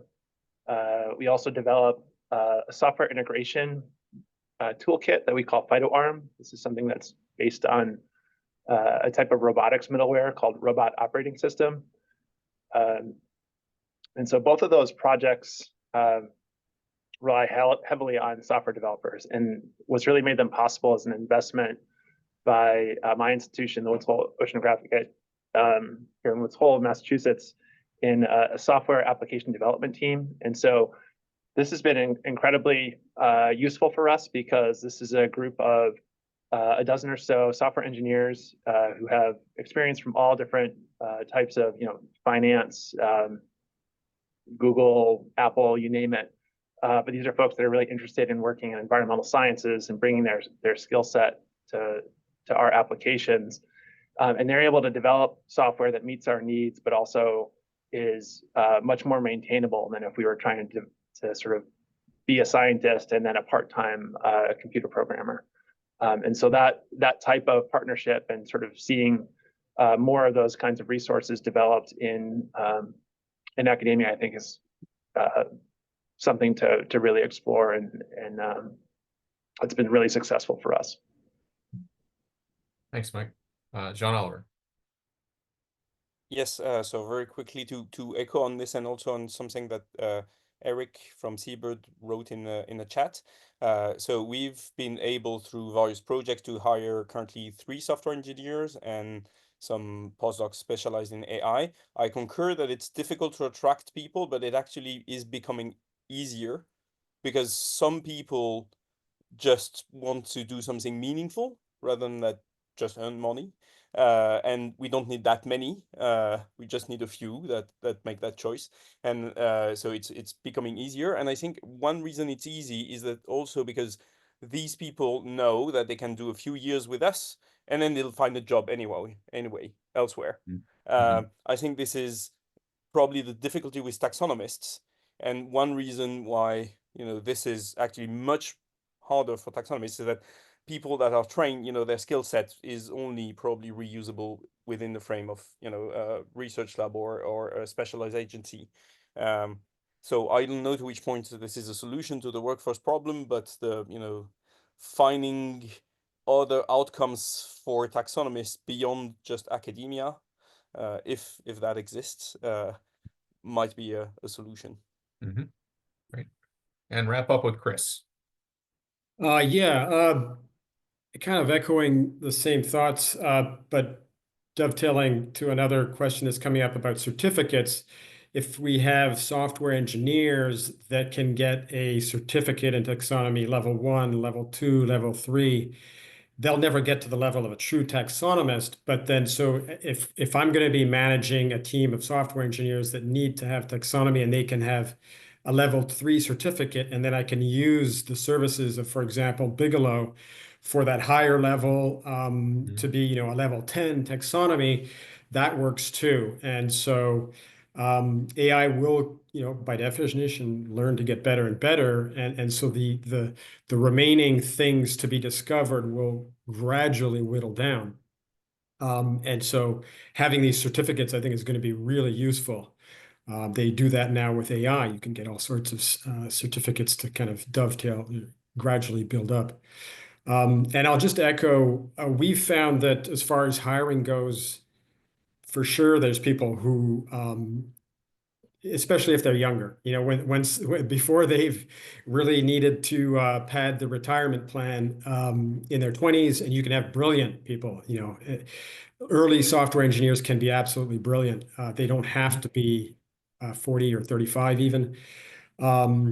And you can compete with, there's much fewer of them than there are people who want to go to Amazon and get paid $200,000 straight out of college. Yes.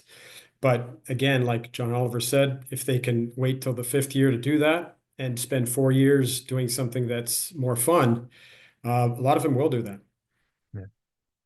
No, thanks, Chris. And I think it's been brought up in the chat, and you certainly brought it up here: certificates, short courses, micro-credentials.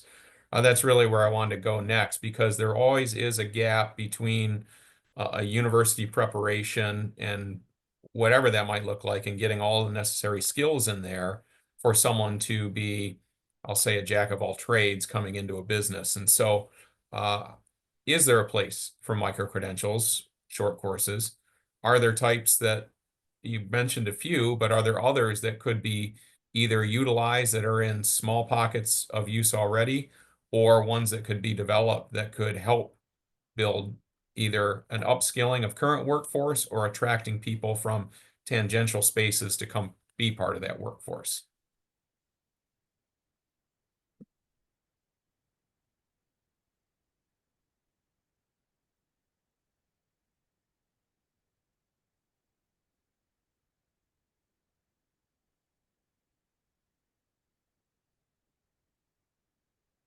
Rick.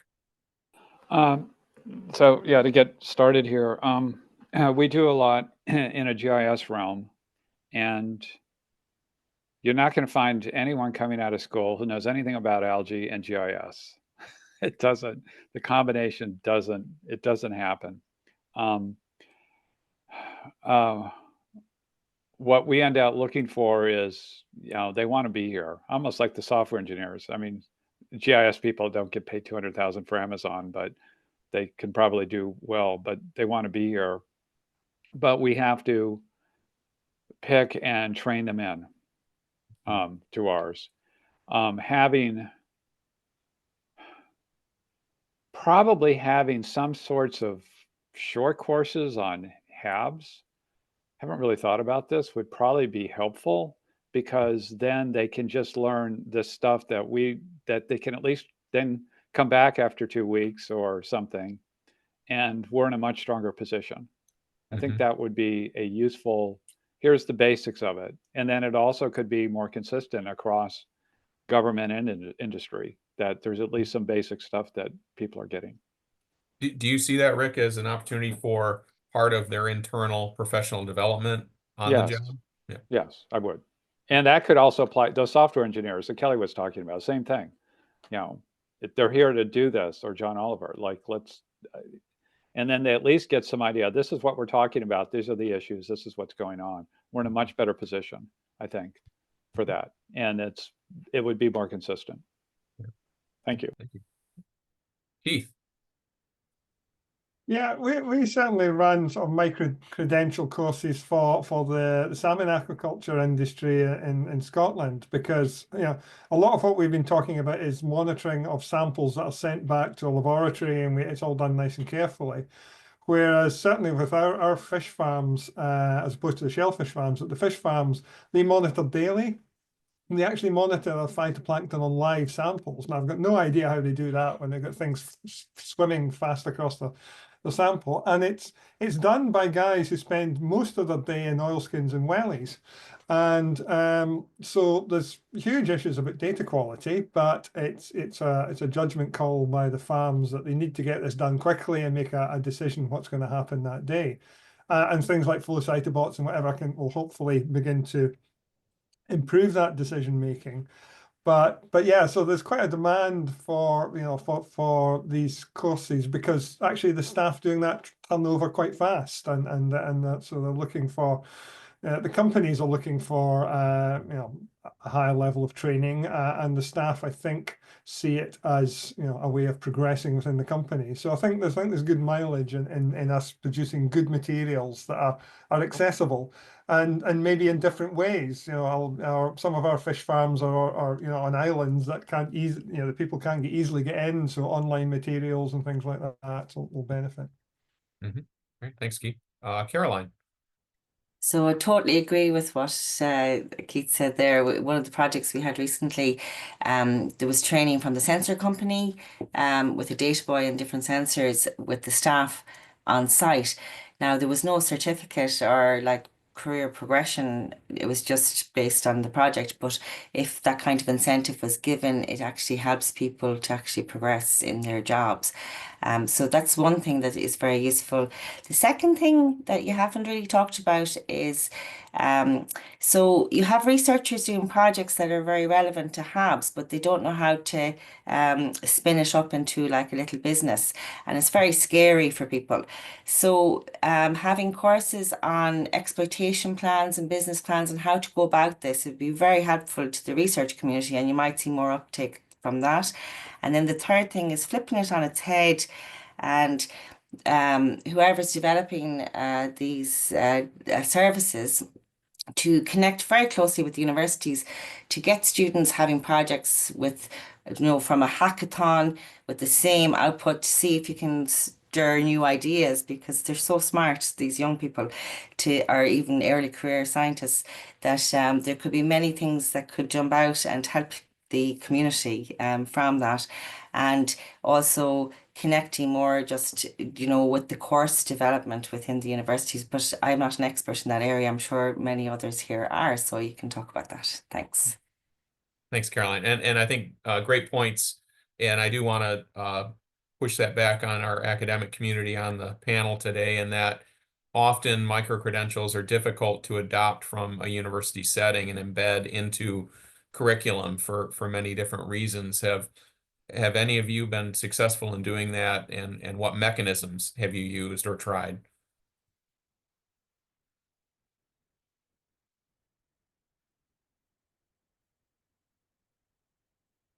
Jean-Oliver.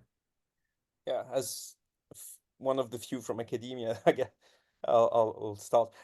So it's, from my experience, completely independent. Like the micro-credentials are just completely separate from the university courses. It's in terms of credits, etc., etc.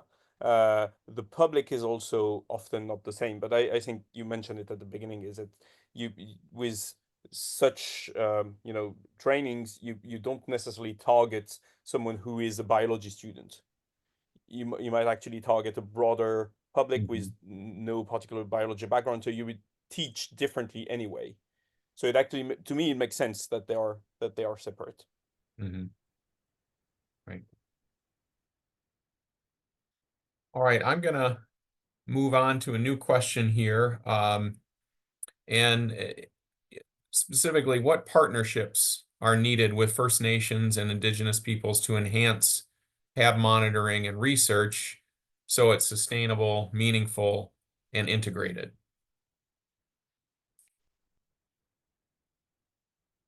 Vera. I think they're incredibly valuable partners. I notice there are no tribal members, at least to my knowledge, at this meeting.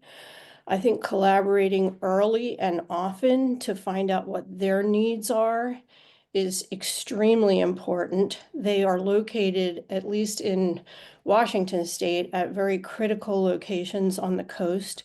They can make their own decisions about management, but don't like to be told what to do. So, engaging early and often would be my recommendation. Thanks, Vera.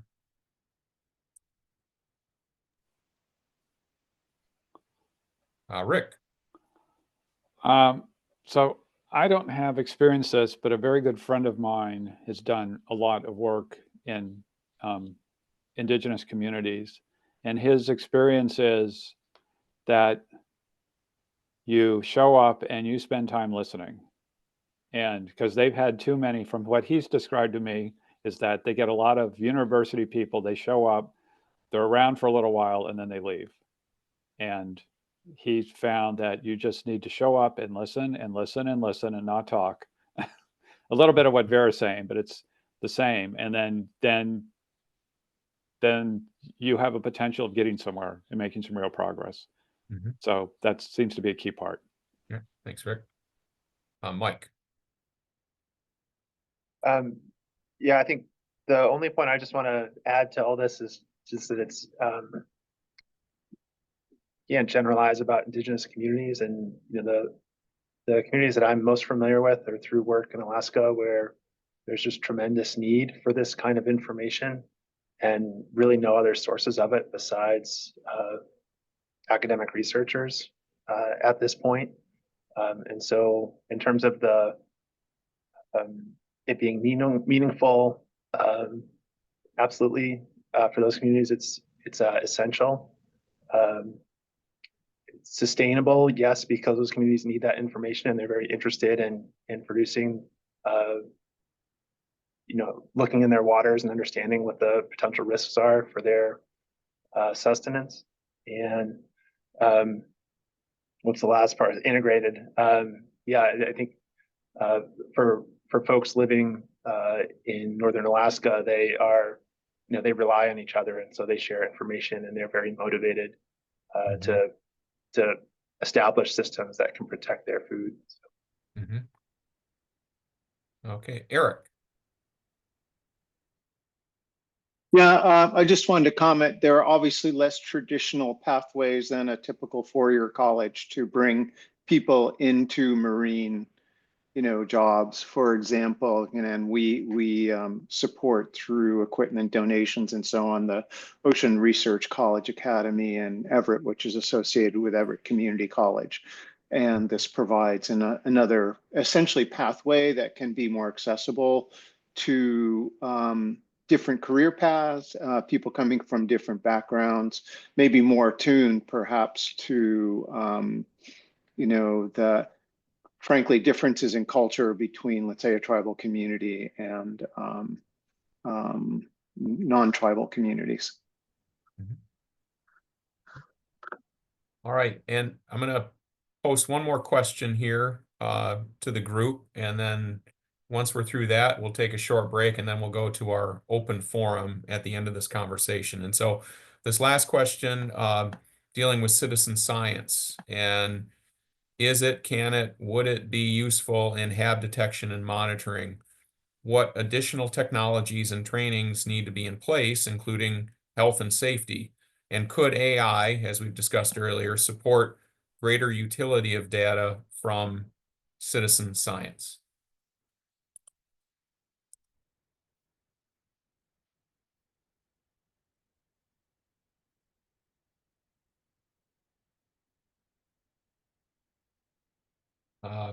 Bill Dewey.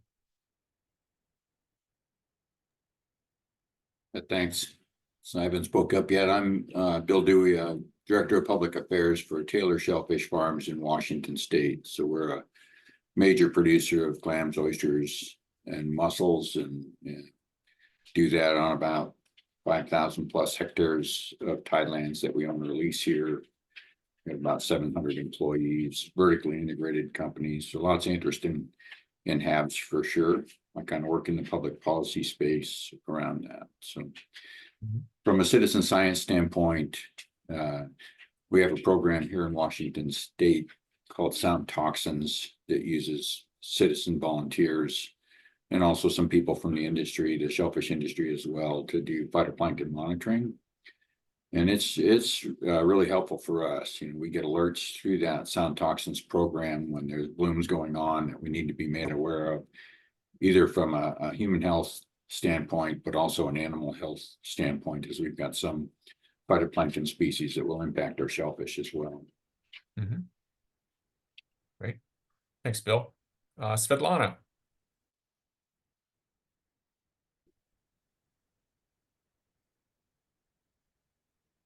Hi, I'm a biologist with the Pacific Salmon Foundation, and we've been running citizen science oceanography program on the west coast of Canada for 10 years. And I just want to say that there are some examples that it works, and it works very well, and it's very cost efficient. And if it's done right, it could be great. In our case, they collect samples, and they're analyzed by professional taxonomists, so the data is really good. And we post it in CEOs, OBIS. For us, the problem is the question, so what, and who is the end users of this data? So from good point, it can be done very well. Great, thank you. We'll go Vera, Rick, and then Antonio. Yeah, so I just wanted to tell you a quick story. We had a paralytic shellfish poisoning event out here, and I was in touch with one of the smaller shellfish growers out on our coast. And I said, it'd be great if you could do some phytoplankton monitoring. And the answer was, I don't have time. Could I have an IFCB? So I just think, integrating some of these more modern methods with standard phytoplankton monitor could be really valuable, but there needs to be somebody who's going to manage that system. And, work with growers to place them strategically and figure out, how it's going to be, managed over time. Thank you. Great, thank you. Rick. So in Florida, the Gulf of Mexico, with the respiratory irritation problem, there's a need for having more cell counts than the weekly that the state has. And state has an amazing program, Kate runs, with how much cornea there is. We did set up with microscope, actually iPod, and now working on tablet, but just simple ID, so basic AI. And so someone doesn't have to be a taxonomist. We do have a system here where there's a training coordinator, because as mentioned, that's the problem of how do you manage this. And so they manage the microscopes, direct transfer back up to the internet. So there's some very high tech here. We just need to get the water in. There's some phenomenally dedicated volunteers who will go out every day as well to collect samples. And I think the future, we're looking more into more AI to push this further, because we're doing minimalist, but there are potential solutions, and this definitely, it's a government funded thing that has to happen. We're doing this through the IU system, the Gulf of Mexico observing system for the managing the volunteers, but really promising approach. Thanks, Rick. Antonio. Oh, yes, thanks. Just a few comments. I am personally a big supporter of citizen science. And I think to recall also and to liaise with what we were saying before, if we are able to start it at lower levels of education, for example, by liaising with high school children, kids, we might be able to make science more attractive as well. This is a big effort because they need mentors, so they need to be followed. But I was involved once upon a time in this, and it's very valuable, I think. I don't think this. I think this can be also very valuable to add something to monitoring systems. But the traditional science, I think, should be, and way of monitoring should be the baseline for this. And that citizen science can be a good complementary brick to this thing. And the last thing is, I always, not always, but often hear people claiming that we cannot really rely on the quality of what comes out from citizen science. And maybe here is where artificial intelligence can step in, because through artificial intelligence, in many cases, we can fix quality problems and quality checks of the data that we monitor. So, yes, this is my comment. Great, thank you. So we'll go with Mike and then Jean Oliver, and then we'll wrap session 3 and take a short break. Yeah, I guess so. Just picking up on Antonio's point, I just want to add that I think this kind of picks up also on Vera's comments that there's just a huge opportunity to refocus citizen science energy and effort using things like AI and sort of better integrated data systems so that we can direct citizens to engage with data sets, right? So with automation of data collection, we're just going to produce so many more observations, and having humans engage with that data, especially if it can be done in a way that there's some sort of limited scope to what they're looking for. I think like Keith mentioned, it's not that hard to get somebody to recognize a handful of species in an image set. So there's just tremendous potential there to sort of engage people, get them excited about what we're doing. And that's not to discount the really excellent work in terms of things like HAB scope and getting people out in the environment, taking samples, but it's just a different type of citizen science engagement. Thanks, Mike. Go ahead, John Oliver. Yeah, maybe a contrast and a slightly less positive view of this. So I don't know really citizen science for collection, but I can imagine that can work very well and scale up. in terms of data analysis, my experience in a few, at least a couple, maybe a few more occasions, is that citizen science for image recognition, for example, will never beat in terms of quality and efficiency AI plus taxonomists.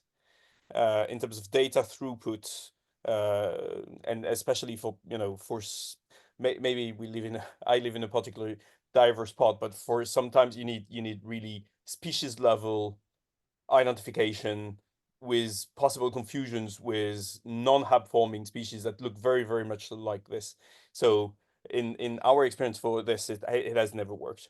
It's a very good tool to engage people in the matter, to communicate about the importance of the problems. It has never been efficient to actually get data. Well, I say thanks. That was a great discussion for this part of our conversation today. We are going to just take a 5-minute break. And after that break, I'll invite all audience participants to join the conversation for the rest of our session. And as a reminder, if you have a question for the group, please raise your hand feature and I will try to call on you. We have roughly 75 people here on the call right now, so it will be a large group, so try to get to everyone. But if I don't, please make sure to put your comments in the chat, and appreciate your patience, understanding, and support for today's conversation. So we'll see you in 5 minutes. Thank you.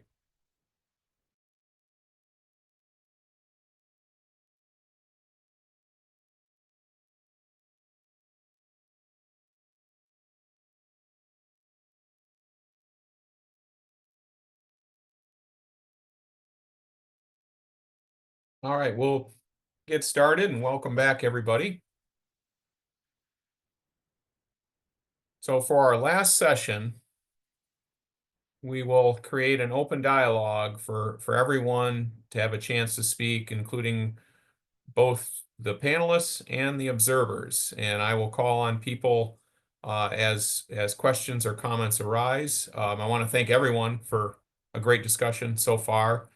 And lots of great online chat has occurred throughout this entire series or entire discussion. So this last piece is really an opportunity for anyone to either uncover new threads that we didn't discuss, ask questions to the general audience, raise certain points. Just know nothing's out of scope.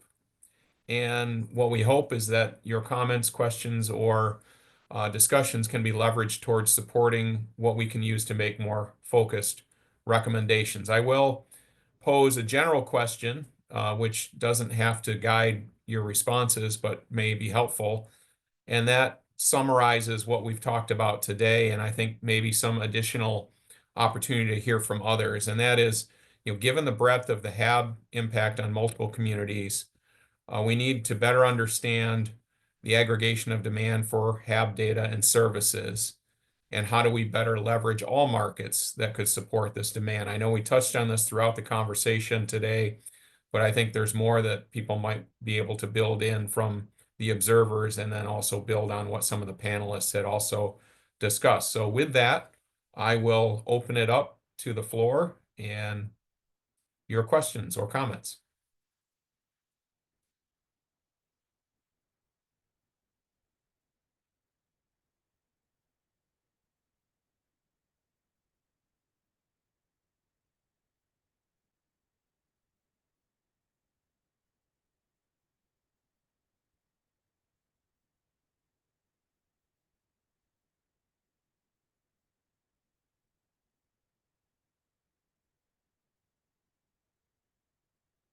All right, we'll start with Kate.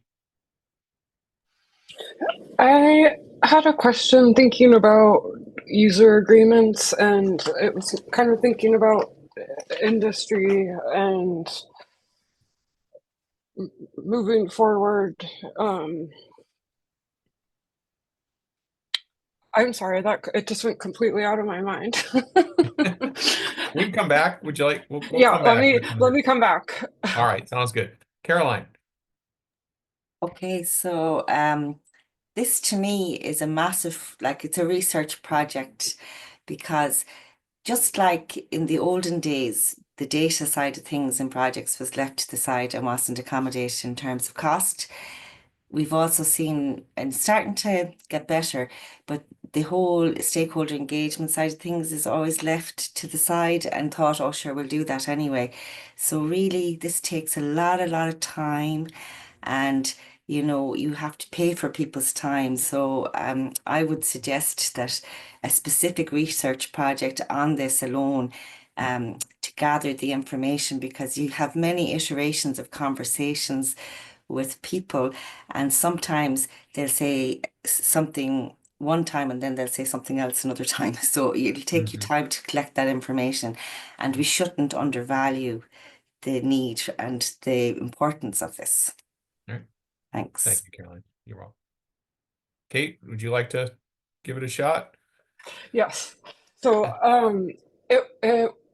trying to think about trust, I think, is really important. And so building on what Caroline was saying, and so again, trying to understand how to maybe build agreements. We talked about some of the licensing agreements, but I think that it's important to think about things like memorandums of understanding, or how to build those agreements that do span these multiple sectors. It's often not easy to develop a framework where you have maybe really broad public access requirements on one side and NDAs on the other side. And so I think having some support in that framework, but also understanding, with some of our partners that have already had industry developments, how are they navigating those sorts of dynamics? Because I think that could be something that would help push things forward, and it would help establish that trust maybe on multiple sides, just through the nature of working on an agreement like that. Great. Thanks, Kate.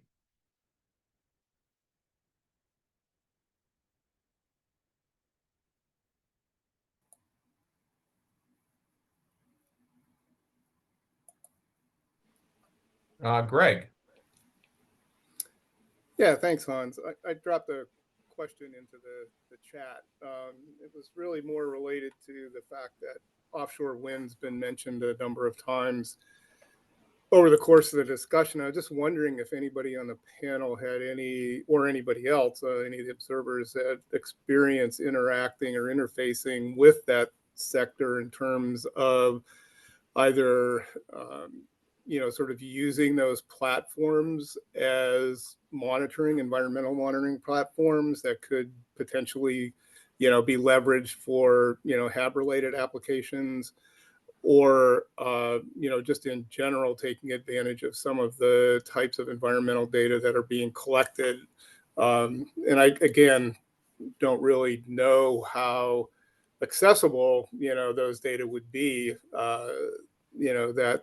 that sector is actually collecting, in terms of, availability and accessibility, et cetera. Thanks. No, thanks, Greg. Any responses to Greg? A couple of hands, would they be reflected to Greg, or okay, Kelly, go ahead.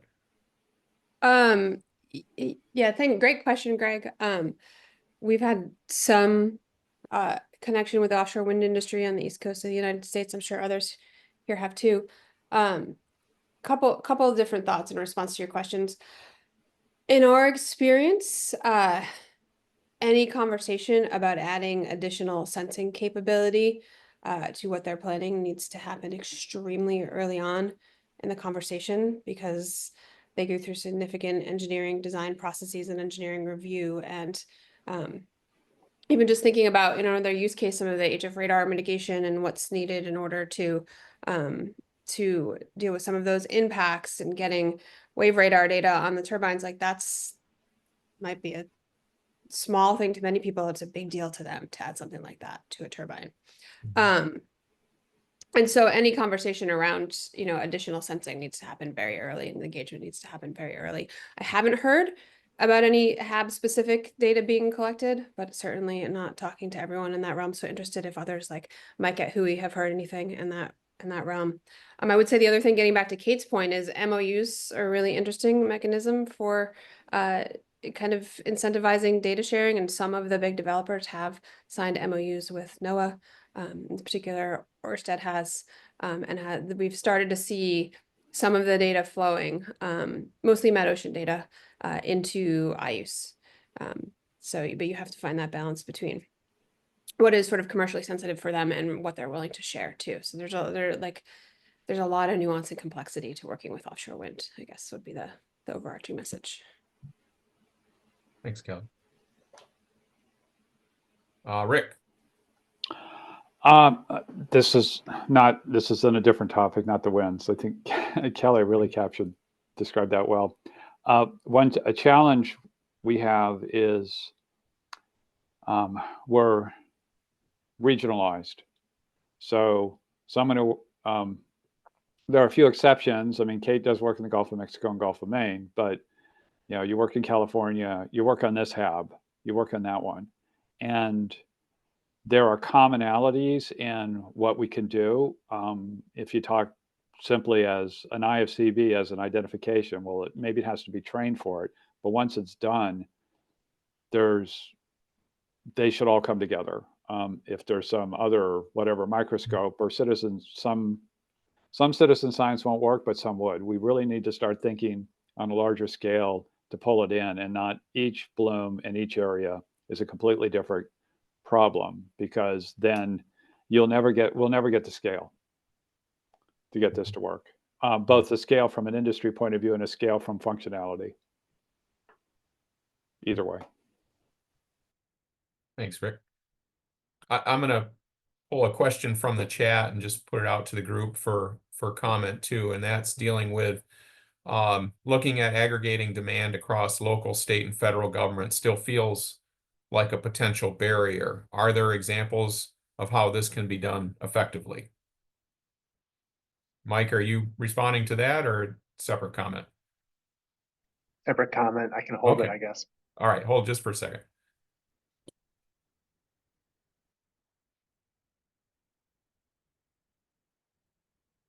Kate.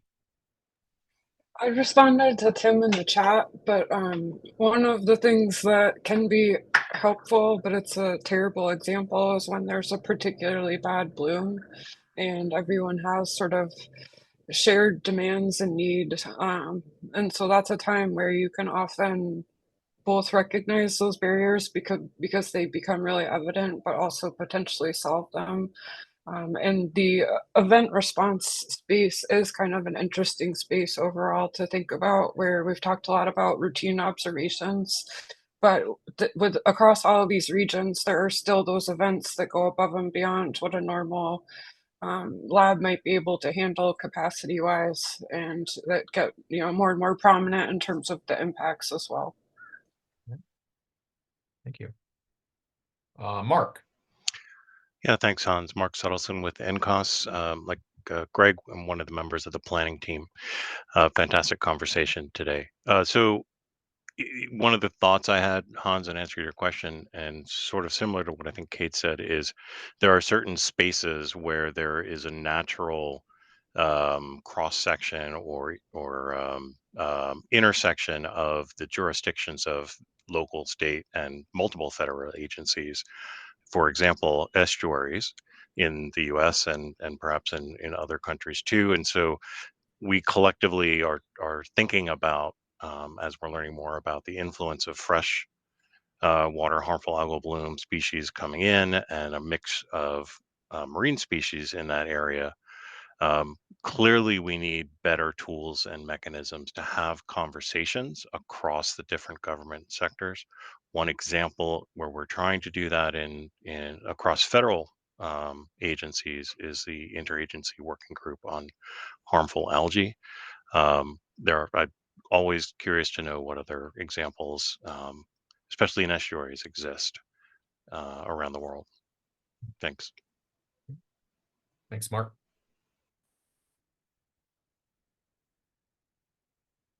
Mike, do you want to come back to you right now? Or Eric, do you want to respond to Mark?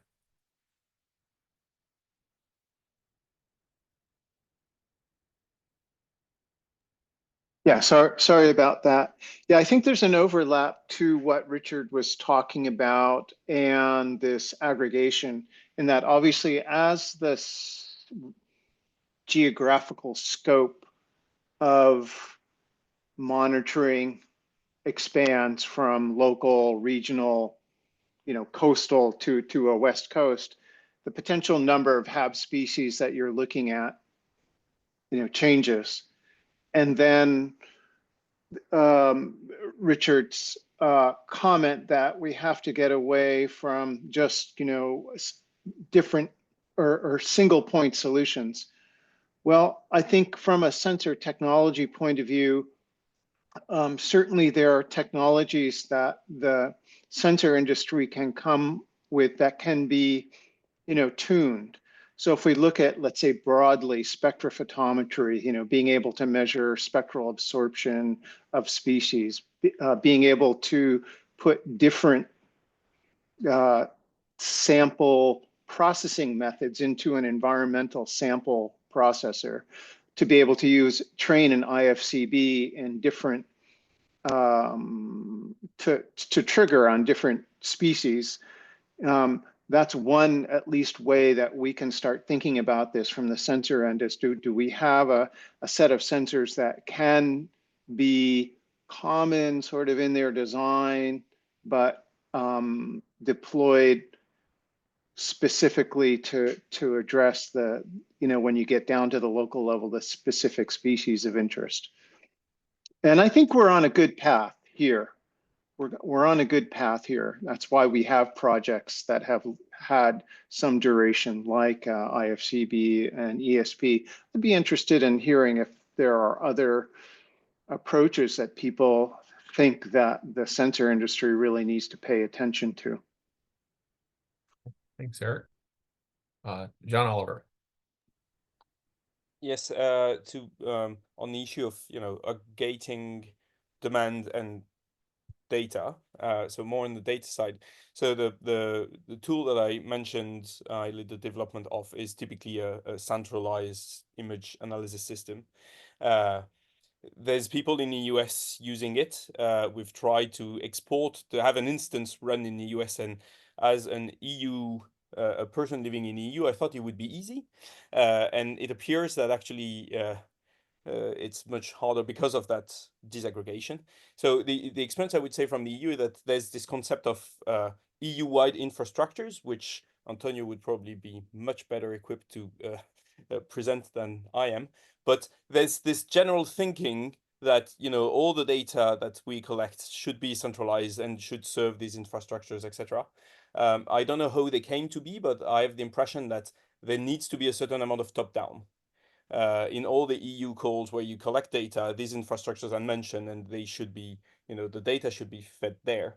And I would end by in a conference, Daniel Polly, a well-known fisheries scientist, took a few examples from many sectors and showed that basically you only achieve very wide-ranging change in policy in general when there's the bottom-up feeling is met with a top-down obligation. So maybe that's maybe that's the solution. There needs to be a certain amount of top-down for this to actually happen. So in the case of HABs, if in the US, if it becomes mandatory for every state to report a certain certain values, and for this data to be public at the federal level, then probably it will happen, basically. Thank you. So we are getting right at the time for closing this out. So I have 3 hands up, and I will give you that time if you can use it judiciously, and I'll start with Greg, then Mike, and then Antonio. Yeah, so just really quickly, I wanted to speak to Eric's question about new sensors and things like that that might be useful. And a number of folks, Rick and Kate, had mentioned aerosols, toxin aerosols. And So I think, and not only from the standpoint of Florida red tides, but also cyanobacterial-based red tide or blooms as well have aerosol components. And so some type of sensing capability that would allow both sampling and analysis of aerosolized toxins, I think is an area that's quite sort of open and available for development. Thanks, Greg. Mike. Yeah, so I think I guess I want to echo in part John Oliver's comment about sort of the value of sort of top-down direction. I don't know that that means that we need to have like a single piece of infrastructure that captures all data, but we do need some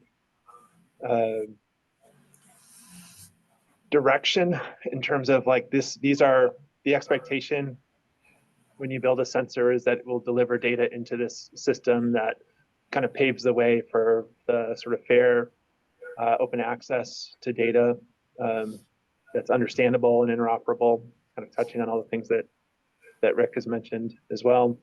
And then likewise, everything that we do to the data sort of downstream from there, the goal I think should be for us to sort of be adding value to data and observations that then can be repurposed and captured by other entities. And those might be academic or government, or they might be industry, right? There might be sort of data delivery products that companies could develop to serve certain sectors. The other thing I just wanted to kind of like just flip a little bit this comment that Greg made earlier on about wind energy is those are really contentious infrastructure projects, and they sort of really focus a lot of attention, and they provide these really incredible opportunities for us to sort of harness that and think about establishing new long-running observing programs. And so like a great example from our region in the US is the Boston sewage treatment in Deer Island, and there's 20 plus years of data now of environmental monitoring that's been tailored to sort of quantify the impacts of that infrastructure project. And so I think these wind development projects are very similar in that regard. And so it's something to harness in terms of, it might be a vehicle to do some of the kind of aggregation that we've been talking about in terms of concerns on the local, state, and federal sides, as well as industry and the general public. So that's what I got. Great. Thanks, Mike. And Antonio, you get the final word today. Oh, no, that was just to follow up to what Jo was saying before. Yes, in Europe, we think the issue on data is quite a big issue. We think that marine knowledge all starts from ocean observations. We think that the observations need to be made accessible and delivered to everybody so everybody can profit from them. Of course, in Europe, this is how it works. It's the member states who have the remit of monitoring and observe. So we as European Commission cannot force them to go monitor something somewhere specifically, but we can try to convey through our directives and through best practices, through common and shared practices, the best way to do this monitoring and to smooth the very fragmented landscape that we observe in the ocean observation. We have been investing a lot of effort in one-stop shops. Probably Jo was referring to EMONET, which is the European Marine Observation and Data Network, which wants to provide in situ data to everybody, but make them standardized so that really everybody can use them, interoperable. This is the key of that. The same thing happens with the CMEMS, which is the Copernicus Marine Service. Again, that the Commission supports and funds, has been funding for almost 2 decades. And here's a one-stop shop, which not only includes some part of in situ data, but also modeling capacity, a lot of modeling services, and Earth observing data and products. So yes, we are trying to put a lot of effort in this, and we will try to sustain this and support also in the future. Great. Thank you. And I'll say thanks to everyone. A great conversation today. We got through a lot of topics, and certainly there were many more that could have been discussed further, which is the value these conversations bring. We always uncover more. So with that, I'm going to close my part of this conversation. And again, thank you. And Chris, I'll hand it back to you. Thank you. Echoing Hans' thanks, we appreciate the engagement and great discussion today from everyone. In addition to our participants today, I'd like to thank the organizing team behind the scenes who put together our background paper and the case study for this discussion. These conversations are the byproduct of the hard work from a dedicated cadre of volunteers, many of which you see listed on the screen. In terms of our next steps, our team is going to generate a report that summarizes the conversation and takeaways from today's discussion. You can expect to see that draft report within the next 7 to 10 days or so. Next month, on February 12th, we invite you to join us for the final dialogue in this 3-part series, focused on advancing control technologies for HABs. Please join us, and please share the opportunity to register with your networks. Thank you, Hans, for your expert moderation, and to everyone for your contributions today. On behalf of our entire Ocean Enterprise staff, volunteers, and partners, I wish you all the best for the remainder of your day, and look forward to seeing you at our next discussion in 2 weeks. Goodbye. Bye. Thank you and goodbye. Take care. Bye. Thanks, everyone.